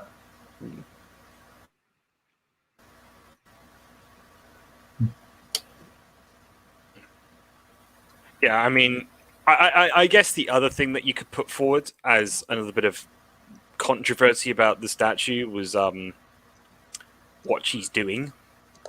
She's not embracing her kids. She's got her hands on some complete random strangers, and that was a bit weird. Very weird. It's a weird creation. Why did we put up statues of whores? I'm sorry, why? Yeah, I'm trying to move past that, but but there are at least 3 or 4 blokes we know she slept with. At least when she was married. I'm sorry, that's not acceptable. And listen, I am not a big fan of Prince Charles. Don't like him very much. Certainly don't understand why he got this mother figure that he screws. Don't understand that at all either. But, I don't know who did the bad work first. You know what I mean? Obviously one of them did, but I don't know which. But the idea that Princess Diana is someone we should look up to is fucking crazy.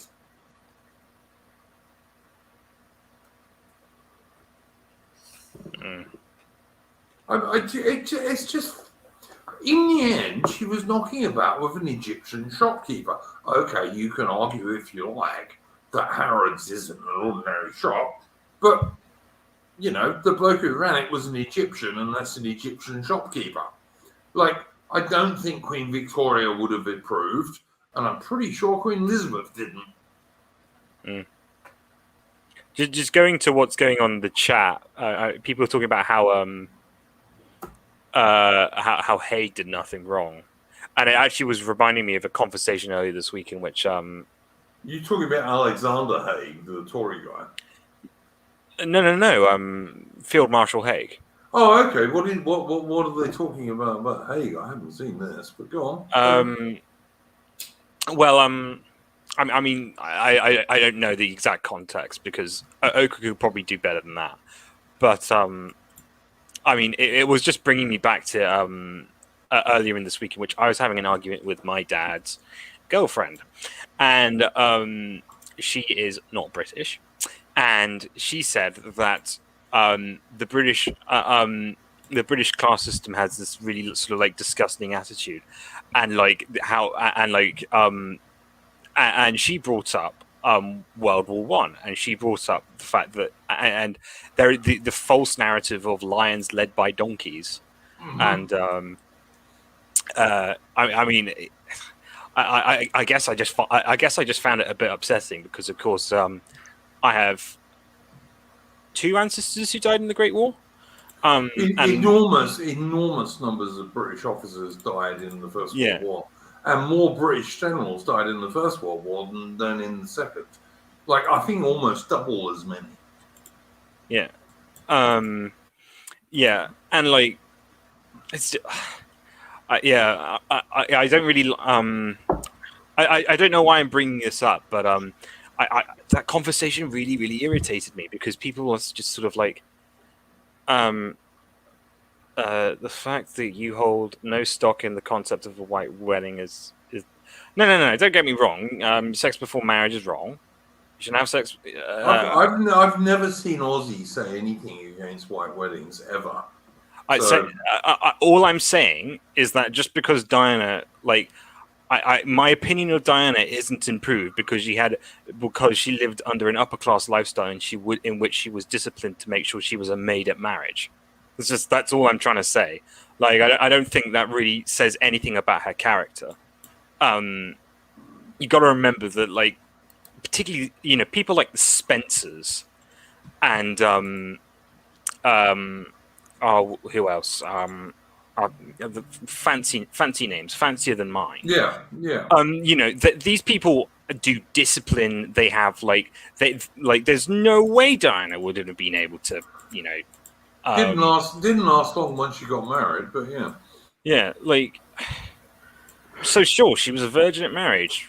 What's that got to do with her actual character afterwards? Like, guys, the only thing I would say, look, my dad was a working class British Army soldier. but the only good advice he ever gave me about women, and it's not the only advice he ever gave me, but it was the only good advice he ever gave me, was he told me, son, stay away from married women. And absolutely, that's good advice for any young man. Just because you just make yourself a cunt when you do that stuff. It's not honourable. It's not the right thing to do. You feel bad afterwards. Yeah, you're ruining people's lives. It's just don't. Don't go after some other bloke's wife. Find your own. Plenty of fish in the sea, gentlemen. Plenty of fish in the sea. Absolutely right. Like I said, that was the only good advice. My old man was a very sensible bloke, but like on women, he wasn't all that based, to be honest. But that was the one good thing he said to me, and I've always followed that: is stay away from married women, because they're someone else's wife. Leave them to their own issues. Find your own wife. Find your own woman. Yeah. Anyway, but yeah, I'm totally on board with Ozzy with that one. Tommy Hill in the chat. Don't always agree with Tommy Hill, but this one he's absolutely 100% correct on. Mostly what we think about Haig, who was a Scotsman, by the way. Haig whiskey. Think about it. Is thanks to David Lloyd George's memoirs, which are just fucking libelous, which they are. Absolutely true. I know. I'm no fan of Lloyd George at all. Yeah. The Haig family is a very great and noble family. I have the privilege of knowing some of them personally. They are good dudes. Haig had his faults. Yes, he did. He maybe didn't go to the front line as much as he should have. But never forget that when the Allies, in inverted commas, won the First World War in 1918, it was mainly as a result of Haig's 100 Days Offensive, which didn't only involve British troops, it involved Australian and Canadian and New Zealand troops as well. But it was mainly those men, British, Australian, Canadian and New Zealand guys, who actually won the First World War and fucking destroyed the German army in 100 days. He was considered a hero at the time. Yeah, there was no great... Don't believe the Austrian pain in the lie of there was some stab in the back, because there wasn't. They were defeated in the field by a British Commonwealth army, which was actually damn good by 1918 and knew what they were doing. Right.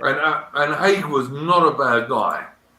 Like the idea that Haig had a tiny scintilla of cowardice in him is ludicrous. I'm going to leave you look at, and I'm going to go to bed. All right, sure, dear boy.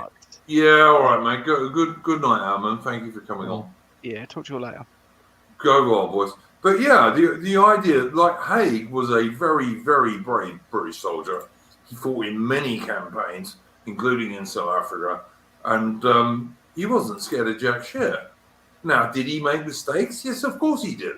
But all of the generals in the First World War made mistakes, because what people didn't realize at the start of the war was that the defense had an enormous advantage over the attack in machine guns and barbed wire and trenches and all this kind of stuff.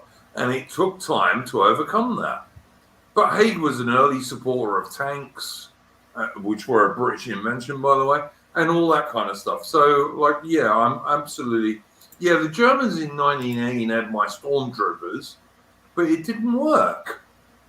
Because the British soldiers, even the regular line British soldiers, stood and fucking fought. And the German 1918 offensive actually made them lose the war probably 6 months earlier than they would have done. Because they lost so many casualties. It was still a pretty brilliant offensive, though, for what it was. Well, in a way.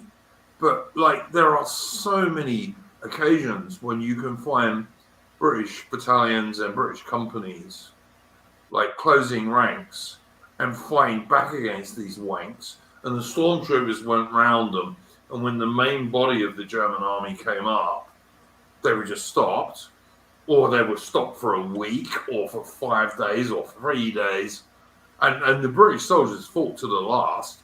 Like, one of the big differences between the British Army in the First World War, British Army in the Second World War, is the British Army in the First World War almost never surrendered. Almost never. Like, you did not get huge hauls of British prisoners in World War One. Yeah. And I'm like, I'm an absolute British Army loyalist.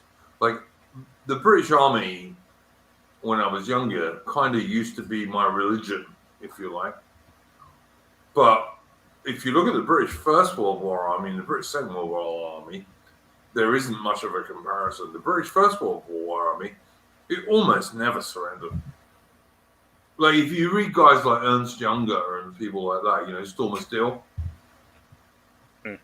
like, he's enormously admiring of the fact that the British Army just doesn't give up, ever.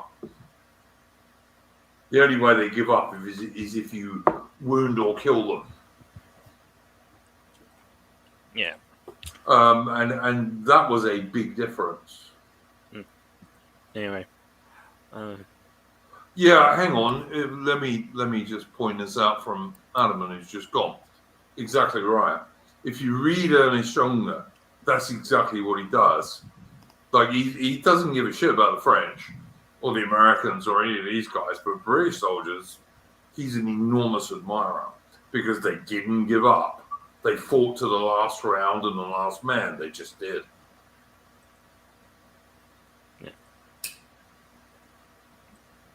Yeah. We could do with Sojo to add in a bit of spice right now. Well, yeah, maybe. But on the other hand, I'm just going to ban Punko Bastard. Oh. He's Cheerio, gone. dear boy. Yeah, no, I'm sorry. I'm not going to put up with that shit. I'm just not going to put up with people coming out with crap. Baron Badger says Duke Churchill said the same. Yeah, maybe he did. And Churchill, to be fair to him, after he lost his position in the government after the totally fucked up Gallipoli campaign, he did go and command a battalion in France. He was a colonel. Yeah, and he was quite brave. You know, he insisted on wearing a French helmet for some unknown reason, but apart from that, he was quite brave. Churchill is as Churchill goes.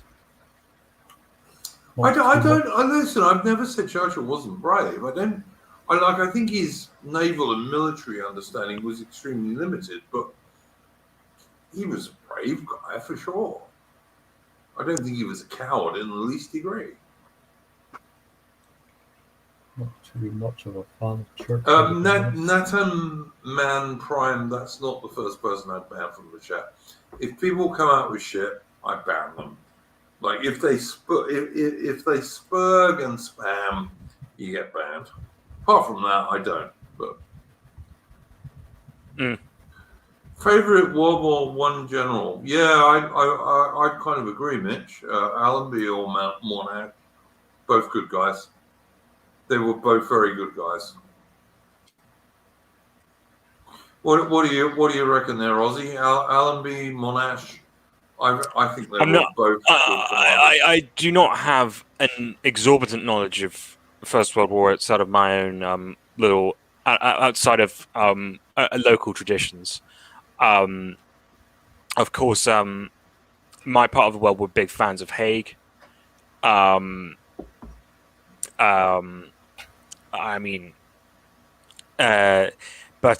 in terms of like overall knowledge of First World War militarily, like I don't really have great knowledge of the British generals, and maybe that's a fault of my own.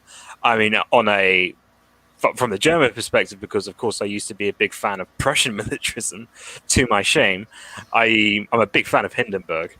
I think Hindenburg was a great. Why is that to your shame? Because it's so stereotypical that you're like you're a 19-year-old politicsberg and you start thinking about how amazing the Kaiserreich was.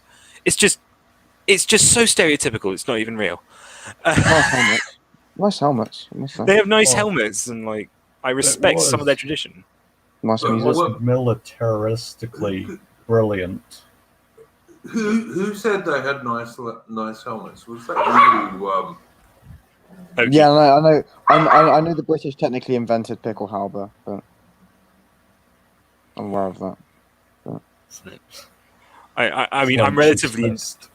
I'm relatively indifferent about that, but like, yeah, No, I wasn't going to say that. I was just going to say that when I lived in South Africa, my local moth place, which is the memorable Order of Tin Hats, which is kind of the South African version of the Royal British Legion, had a little museum.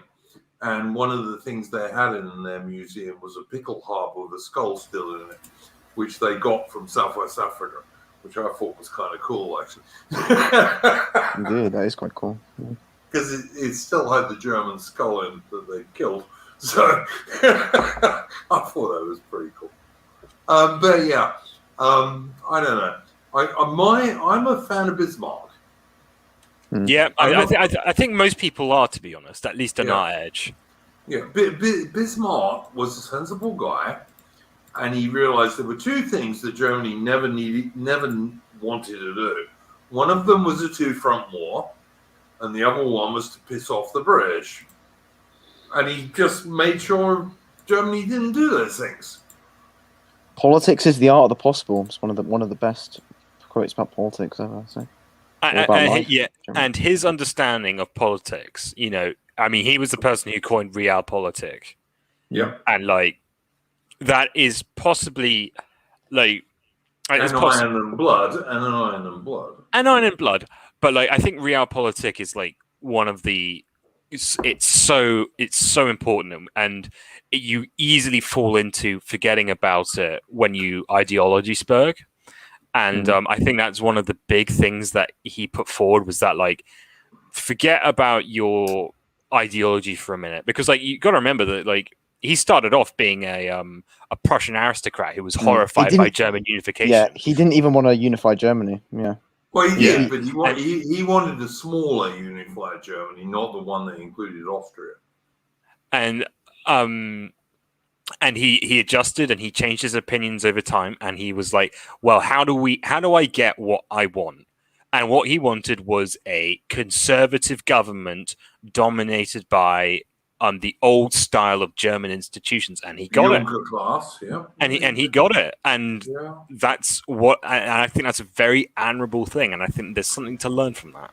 I would just say for people who are interested in history, if you want to really go into this stuff, you need to go and subscribe to Apostolic Majesty's channel, because he is a big expert on Austria-Hungary. He's a British guy and has one of the best history channels on YouTube. And he made me a mod the other day, so I was quite happy about that. Yeah, I would say if you want to get a slightly wider view of this and you're actually into history, go and watch how the fuck do you pronounce that, guys? Apostolic Majesty's channel. It's a good channel. And one of the best history channels on YouTube, for sure. Do you mind if I bring up a topic to speak on, or? Never. Go ahead. You're on the stream. Go for it. Right. Because although I am widely interested in World War I think that maybe we should talk about something a little bit more modern that might spark up some interesting views. Go for it, mate. Wanted to know what do you think about Hong Kong, and what actions do you think need to be taken with Hong Kong? Nothing. Too late now. Should have been done in 1998. Dude. They could lodge like a complaint, but it wouldn't do anything really, could they? I mean, they have broken the Sino-British agreement, but like, who cares? The Chinese can do what they want at this point. You can't do anything about it now, mate. Rishi Sunak, this is what I'm actually. Rishi Sunak this week said that the British government is going to take a quote-unquote moderate position on China, which is a bit worrying. Fuck China and fuck Rishi Sunak. But yeah, my view is that like the time to do something about Hong Kong was when it was still British, when Maggie Thatcher was in charge, and she should have sent a British division there and said to the Chinese, "Now we're not giving it up," because like Hong Kong itself was British in perpetuity. It was only the new territories that This is were true. on a 99-year lease. And had Maggie Thatcher been willing to send enough British troops there, I don't think the Chinese would have done anything about it. But she wasn't. Yeah.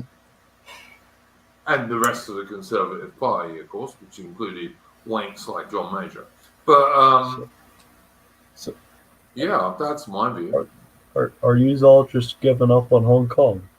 Now, yeah, absolutely. There's nothing we can do about it, man. I mean, well, let's hear what you would do. Yeah, go on. What would you do? Bro, fucking invade. Fucking invade. with what? With what exactly? The fucking Commonwealth, man, and the Royal Army. What else? You do realise, don't you, Tristan, that the British Army today is actually slightly smaller than it was under William of Orange. Aye. But listen, give the fucking High Army Command 10,000 men, right? From probably a few hundred from the paratroopers and everything. Give them one aircraft. You're starting to hang sound on. like Tristan all of a sudden. Dude, you could literally. It would only take 10,000 British soldiers to fucking absolutely wipe out the Chinese army in Hong Kong, and then Yeah. we could wait for the 500,000 Chinese counterattack. Yeah, nuke them. yeah. As soon as they come up to that bridge, just fucking nuke them. I'm not going to take that as a serious discussion.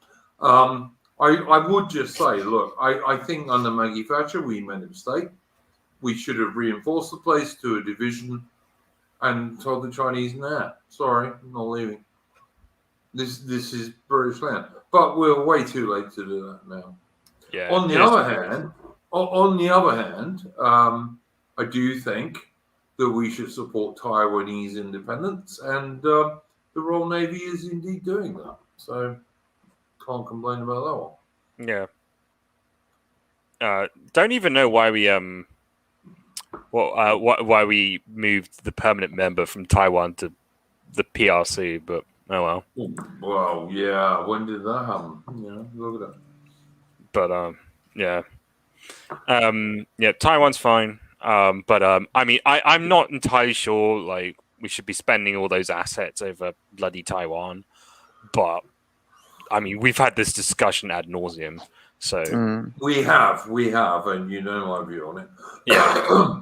China is threatening Australia with missiles, etc., and it is. And what I would say is this: that the Royal Navy's training schedule is normally pretty high, but over the last year, it's been insane. And I think what happened with the British air defense destroyer in the Black Sea recently was partly that, because you can't get better training than the Russians fucking around with you, Like all of those radar ops and weapons ops and all the rest of it got a good workout from that. And I think, like, when the British Carrier Task Group goes through the South China Sea later this year, I think any Chinese warship that shows up in the least little degree is going to get lit up by every British radar and every British sonar on the 100-kilo submarine that will be with it. And they'd be very unwise to try anything. I really do. Like, the Royal Navy has really, really taken this seriously. And to my view, this British deployment that's going to go to the South China Sea and then eventually end up in Australia, it's the most important Royal Navy deployment since the Falklands War in 1982. And I think the Royal Navy are taking it that seriously.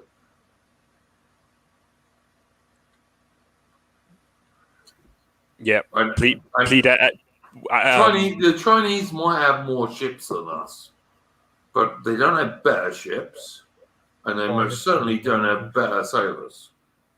So I think the Chinese ought to be really careful, frankly, because I think we'll blow the shit out of them if they try anything.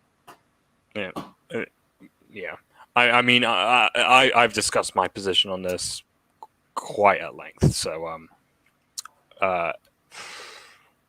not really sure there's much to add.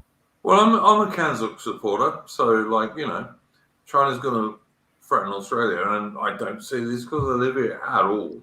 I really don't.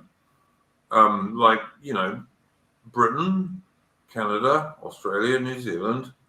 That's the old Commonwealth. That's what I support. I don't support the governments that we have at the moment. In fact, I would go so far as to say I don't support any of the governments that we have at the moment. But the people are still basically good.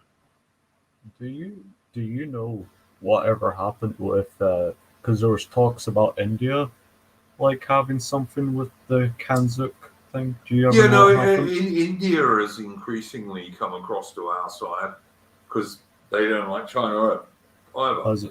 Is it having free trade with us, or what's the deal? I think it's getting towards it. Certainly Japan would be an ally. Obviously the Royal Australian Navy would be a strong ally, and of course the Yanks. But India is definitely coming across to the British side of that, merely because they don't like China. So Understandable. Well, I don't understand why anyone would like China, but it's just me. I mean, they eat dogs, for God's sake. Yeah, They do. Barbarians. I mean, only barbarians eat dogs. Where's Rudy when you need him? He's now asleep again. He's a good boy. Rudy has had a face reveal on this channel.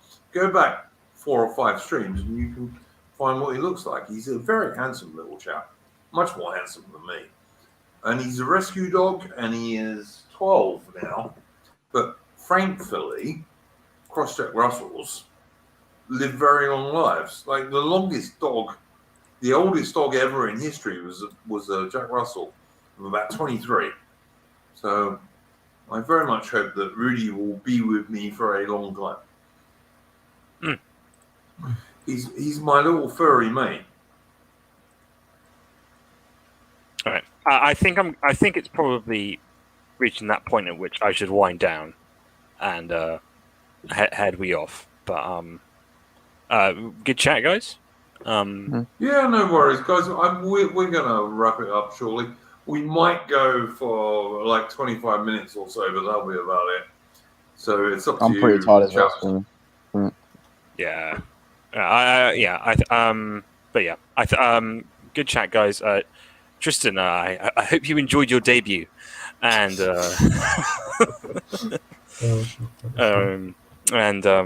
all the best, guys, and go to church in the morning. All right, bye. Too late for me, mate. So it's a Sunday at 9:33 a.m. here. So all right, guys. You got anything else to say, or I am going to wrap this up shortly? Tristan, anything to bring up? Hope you don't mind, but I think I'll do a quick little plug. Go for it. Yeah, no, you can absolutely plug your channel or anything like that. Well, if you go to @UnionistIrish on Twitter.com, you will see a political movement that I've been backing up for quite a while, and it's been a long time in the works for an Irish Unionist Party in Southern Ireland. We have a few volunteers who will be doing some IRL stuff soon enough, so do keep in touch on that Twitter account to see some very interesting developments. Cool, man. Cool. Rollo, got anything you want to play? Although you are a huge 1,000 subscriber channel, so. And don't you forget it. Joking. Yeah, no, I'm always humbled by your presence.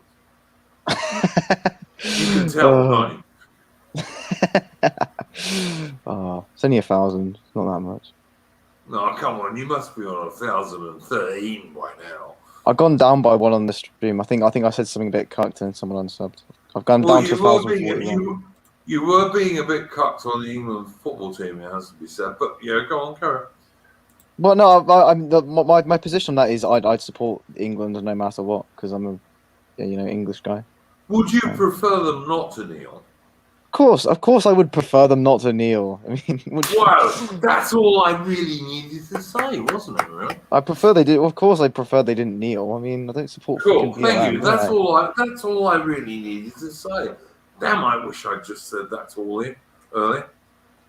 I probably got too complicated. That would be cucking, wouldn't it? Though, because you wouldn't support the England team if they kneeled, whereas we would. Well, if you support an England team that kneels, you are cucking, aren't you? Well, no, because it's still the England team, and I'm English. Oh, for fuck's sake. So if all Englishmen spend their time licking the boots of black guys, you still support them because you're English. Is that right? Well, I'd support. I mean, if a bit, I'd support them. What are you trying to say? If everyone in England licked the boots of black people, Yeah. If every time you went out and you had to lick the boots of black people, would you think that was an England worth supporting? what? I'd encourage people to stop doing that. Seriously. Okay, so you're not telling Well, the if they were truth. English, then I'm an Englishman. I'm always going to support my own side, aren't I? So even if they're licking the boots of black people every time they go out, you'd support them. Support them in what? Well, saying they're English. What if they literally are Anglo-Saxons and they live in England? Then yes, they are English. So yes, you would support them, would you? Support them doing what? Licking the boots of black guys. Well, I wouldn't support them doing that. I wouldn't support them whatever they did. I wouldn't support their actions, but they're still English. But you kind of like you're not getting this right, mate. Because on the one hand, you're turning around and saying, "Well, I'm English, so even if the English soccer team kneels to Black Lives Matter, I'm still going to support them." But then when I point out to you effectively what the England team is really doing, you're saying, "Oh no, I wouldn't support that." What? I don't understand what you're trying to say. You said English people if they you said English people if they went outside. Let me try and get this right so you know what I'm saying. The England football team, by kneeling to Black Lives Matter, are effectively licking the boots of black guys. But you say that's okay. Well, I didn't say it was okay. I said I'd still support the England team because I'm English. Even if they're licking the boots of black guys. Well, yeah, I mean that's a bit of an extreme example. I'm still English, so I would support the England team. No, if you kneel to Black Lives Matter, that's what you're doing. Well, not well. It's largely a meaningless gesture. It's not. I wouldn't go that far. It's largely, but largely they say it's not even a political gesture. But that's I can only hope that our viewers have more sense than you do.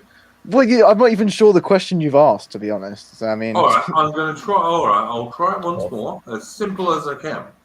Okay. The England football team kneeling to Black Lives Matter before every single game is effectively licking the boots of black men. Let me ask you a question. If Winston Churchill took the knee, would you prefer Hitler won World War II?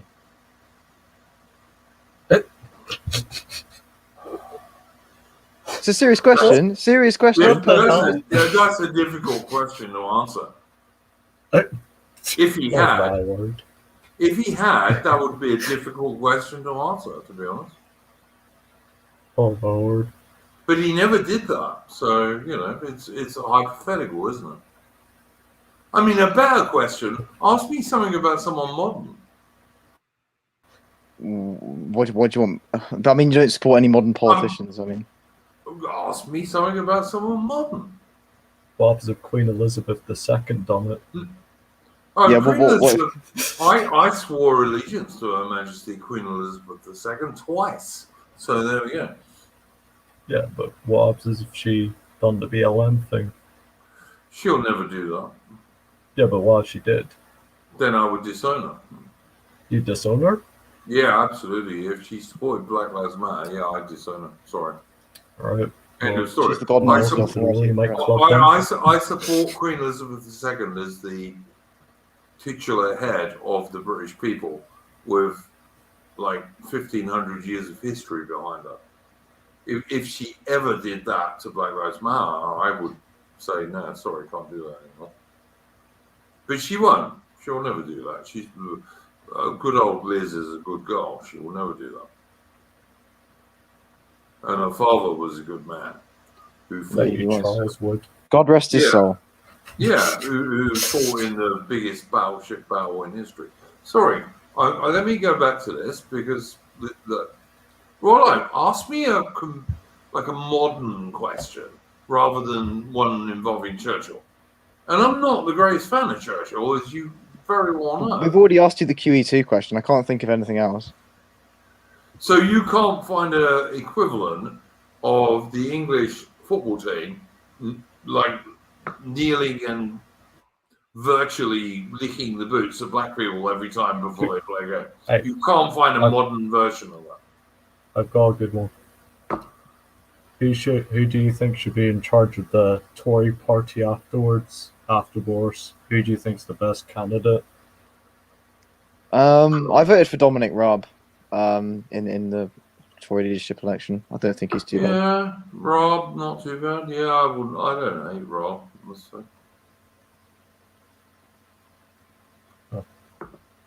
I mean, Rory Herbert in the chat. This is true. Like the oath, her heirs and successors these days. I don't know. I think we're going to struggle after Her Majesty passes away. Hopefully, long into the future. I hope she lives for a very, very long time. But yeah, I don't know, man. I really don't. William's pretty good. Yeah, Tommy Hill said, "What if the British Army?" I mean, you've already kind of addressed that because you said you don't support the modern British Army, but you if support the British Army started kneeling to Black Lives Matter, I would spit on them, as they would deserve. I would spit on them as they would deserve if they did that. I don't think Simple Pirate Britain destroyed itself. Yeah, that's the way we're going, and that's why I'm asking Warlock this question, because Warlock's a young man. But he can't answer the question. Well, I'm not sure. So you want me to give a hypothetical comparison to England players? A modern version. Someone around now, not Winston Churchill. But there's no politicians around now you like. The only one we can list is Queen Elizabeth II. But Bruno, I earlier said that Bobby Moore's England 1966 team would never have knelt, and they wouldn't have. They would have said, "Gets fucked." Right, but then you said, "Oh yeah, but it's not the modern culture." So okay, go modern culture. Tell me something that should be all right. Because I don't think the England supporters should be supporting an England football team that kneels. That's been my point all along. Well, it's up to them if they want to support it. I think most people probably will. Of course, it's up to them, but they shouldn't do so. It's not an English way to behave. Do you think it is? Well, I'm not sure. I think Atama made this point. When in English history have Englishmen knelt to anyone apart from their monarch and God? Oh, that's what you're asking me. They haven't probably, no. It's not. I'm not saying it's a good thing. I'm just saying I would still support them because they're the England team. It's a quite simple position. I would always support England. So even when they're cocks. Well, yeah, because they're my people. I wouldn't support them being cucks, but I'm not directly financially supporting them anyway. I'm not going to football matches. Okay, but say for example, if you could only be an English soccer player, if black guys could have sex with your wife, would you still support them? What? So if I could only become a football player, if you could only be an English soccer player, an English football player, if you agreed to black guys having sex with your wife as an English football player, You'd still support them because they're English. Is that right? What? Or maybe would that be Right, too much for you? So I think most people know perfectly well what I'm saying. And I you can don't. understand. So I do actually understand what you're saying. Well, it's a bit of an extreme example, but it's still the England football team. I would say like How maybe that. how extreme do you think is kneeling to another race? It's not kneeling to a race. I mean, Oh, for Well, God's it sake! is. Yes, it is. well, But they probably wouldn't Tristan, see it that way. I mean, Tristan, I don't know. Tristan, It's a thank you. pretty Yes, it meaningless is. gesture. It's kneeling to another race. Thank you, Tristan. Because yes, it is. It is to an See, extent. They probably wouldn't see it that way. Oh, But- go away, everyone. I'm sure they Everyone don't. knows. Yeah, no, they don't see it. They just think, no, I'm just kneeling to Black Lives Matter, and it's not another race.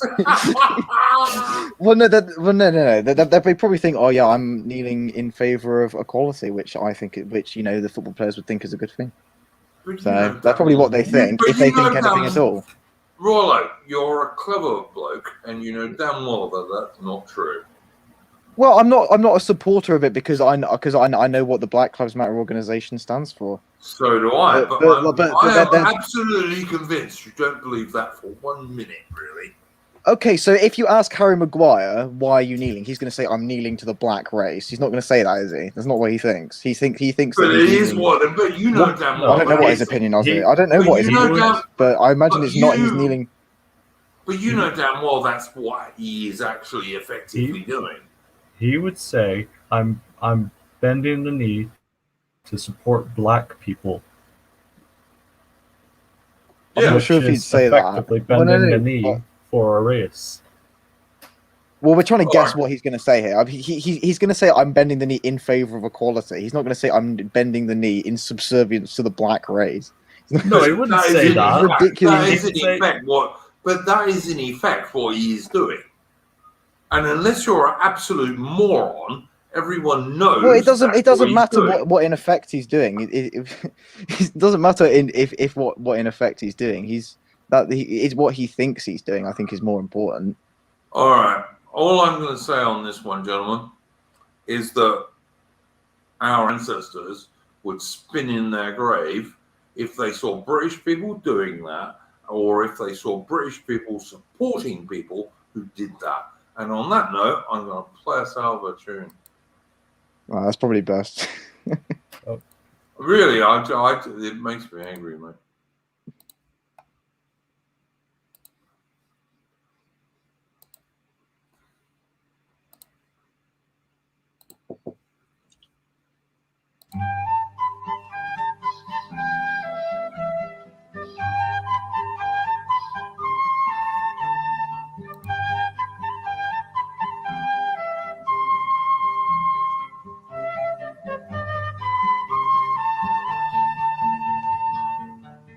Hark now the drums beat up again, for all true soldier gentlemen. Then let us list and march, I say, over the hills and far away. Over the hills and o'er the main, to Flanders, Portugal and Spain.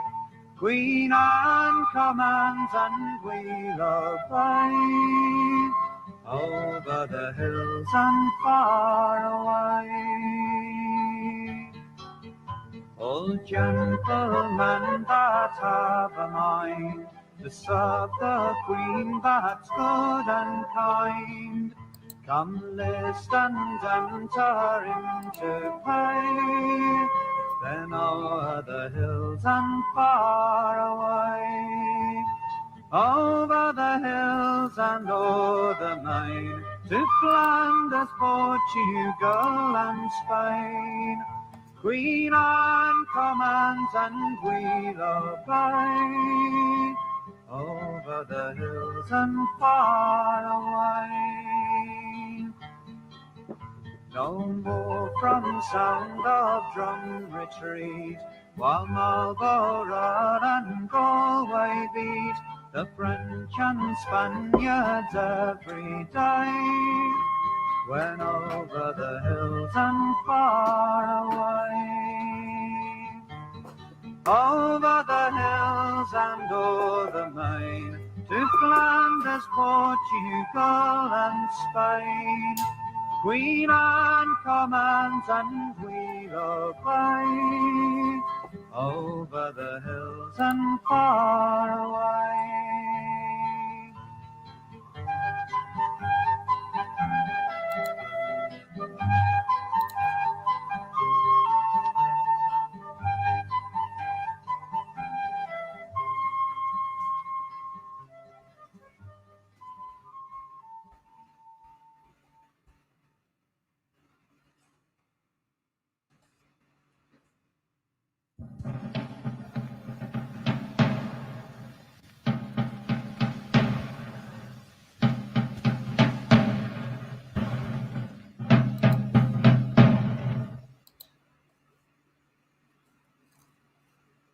Okay, well, yeah. Okay, ladies and gents, that's true for this week.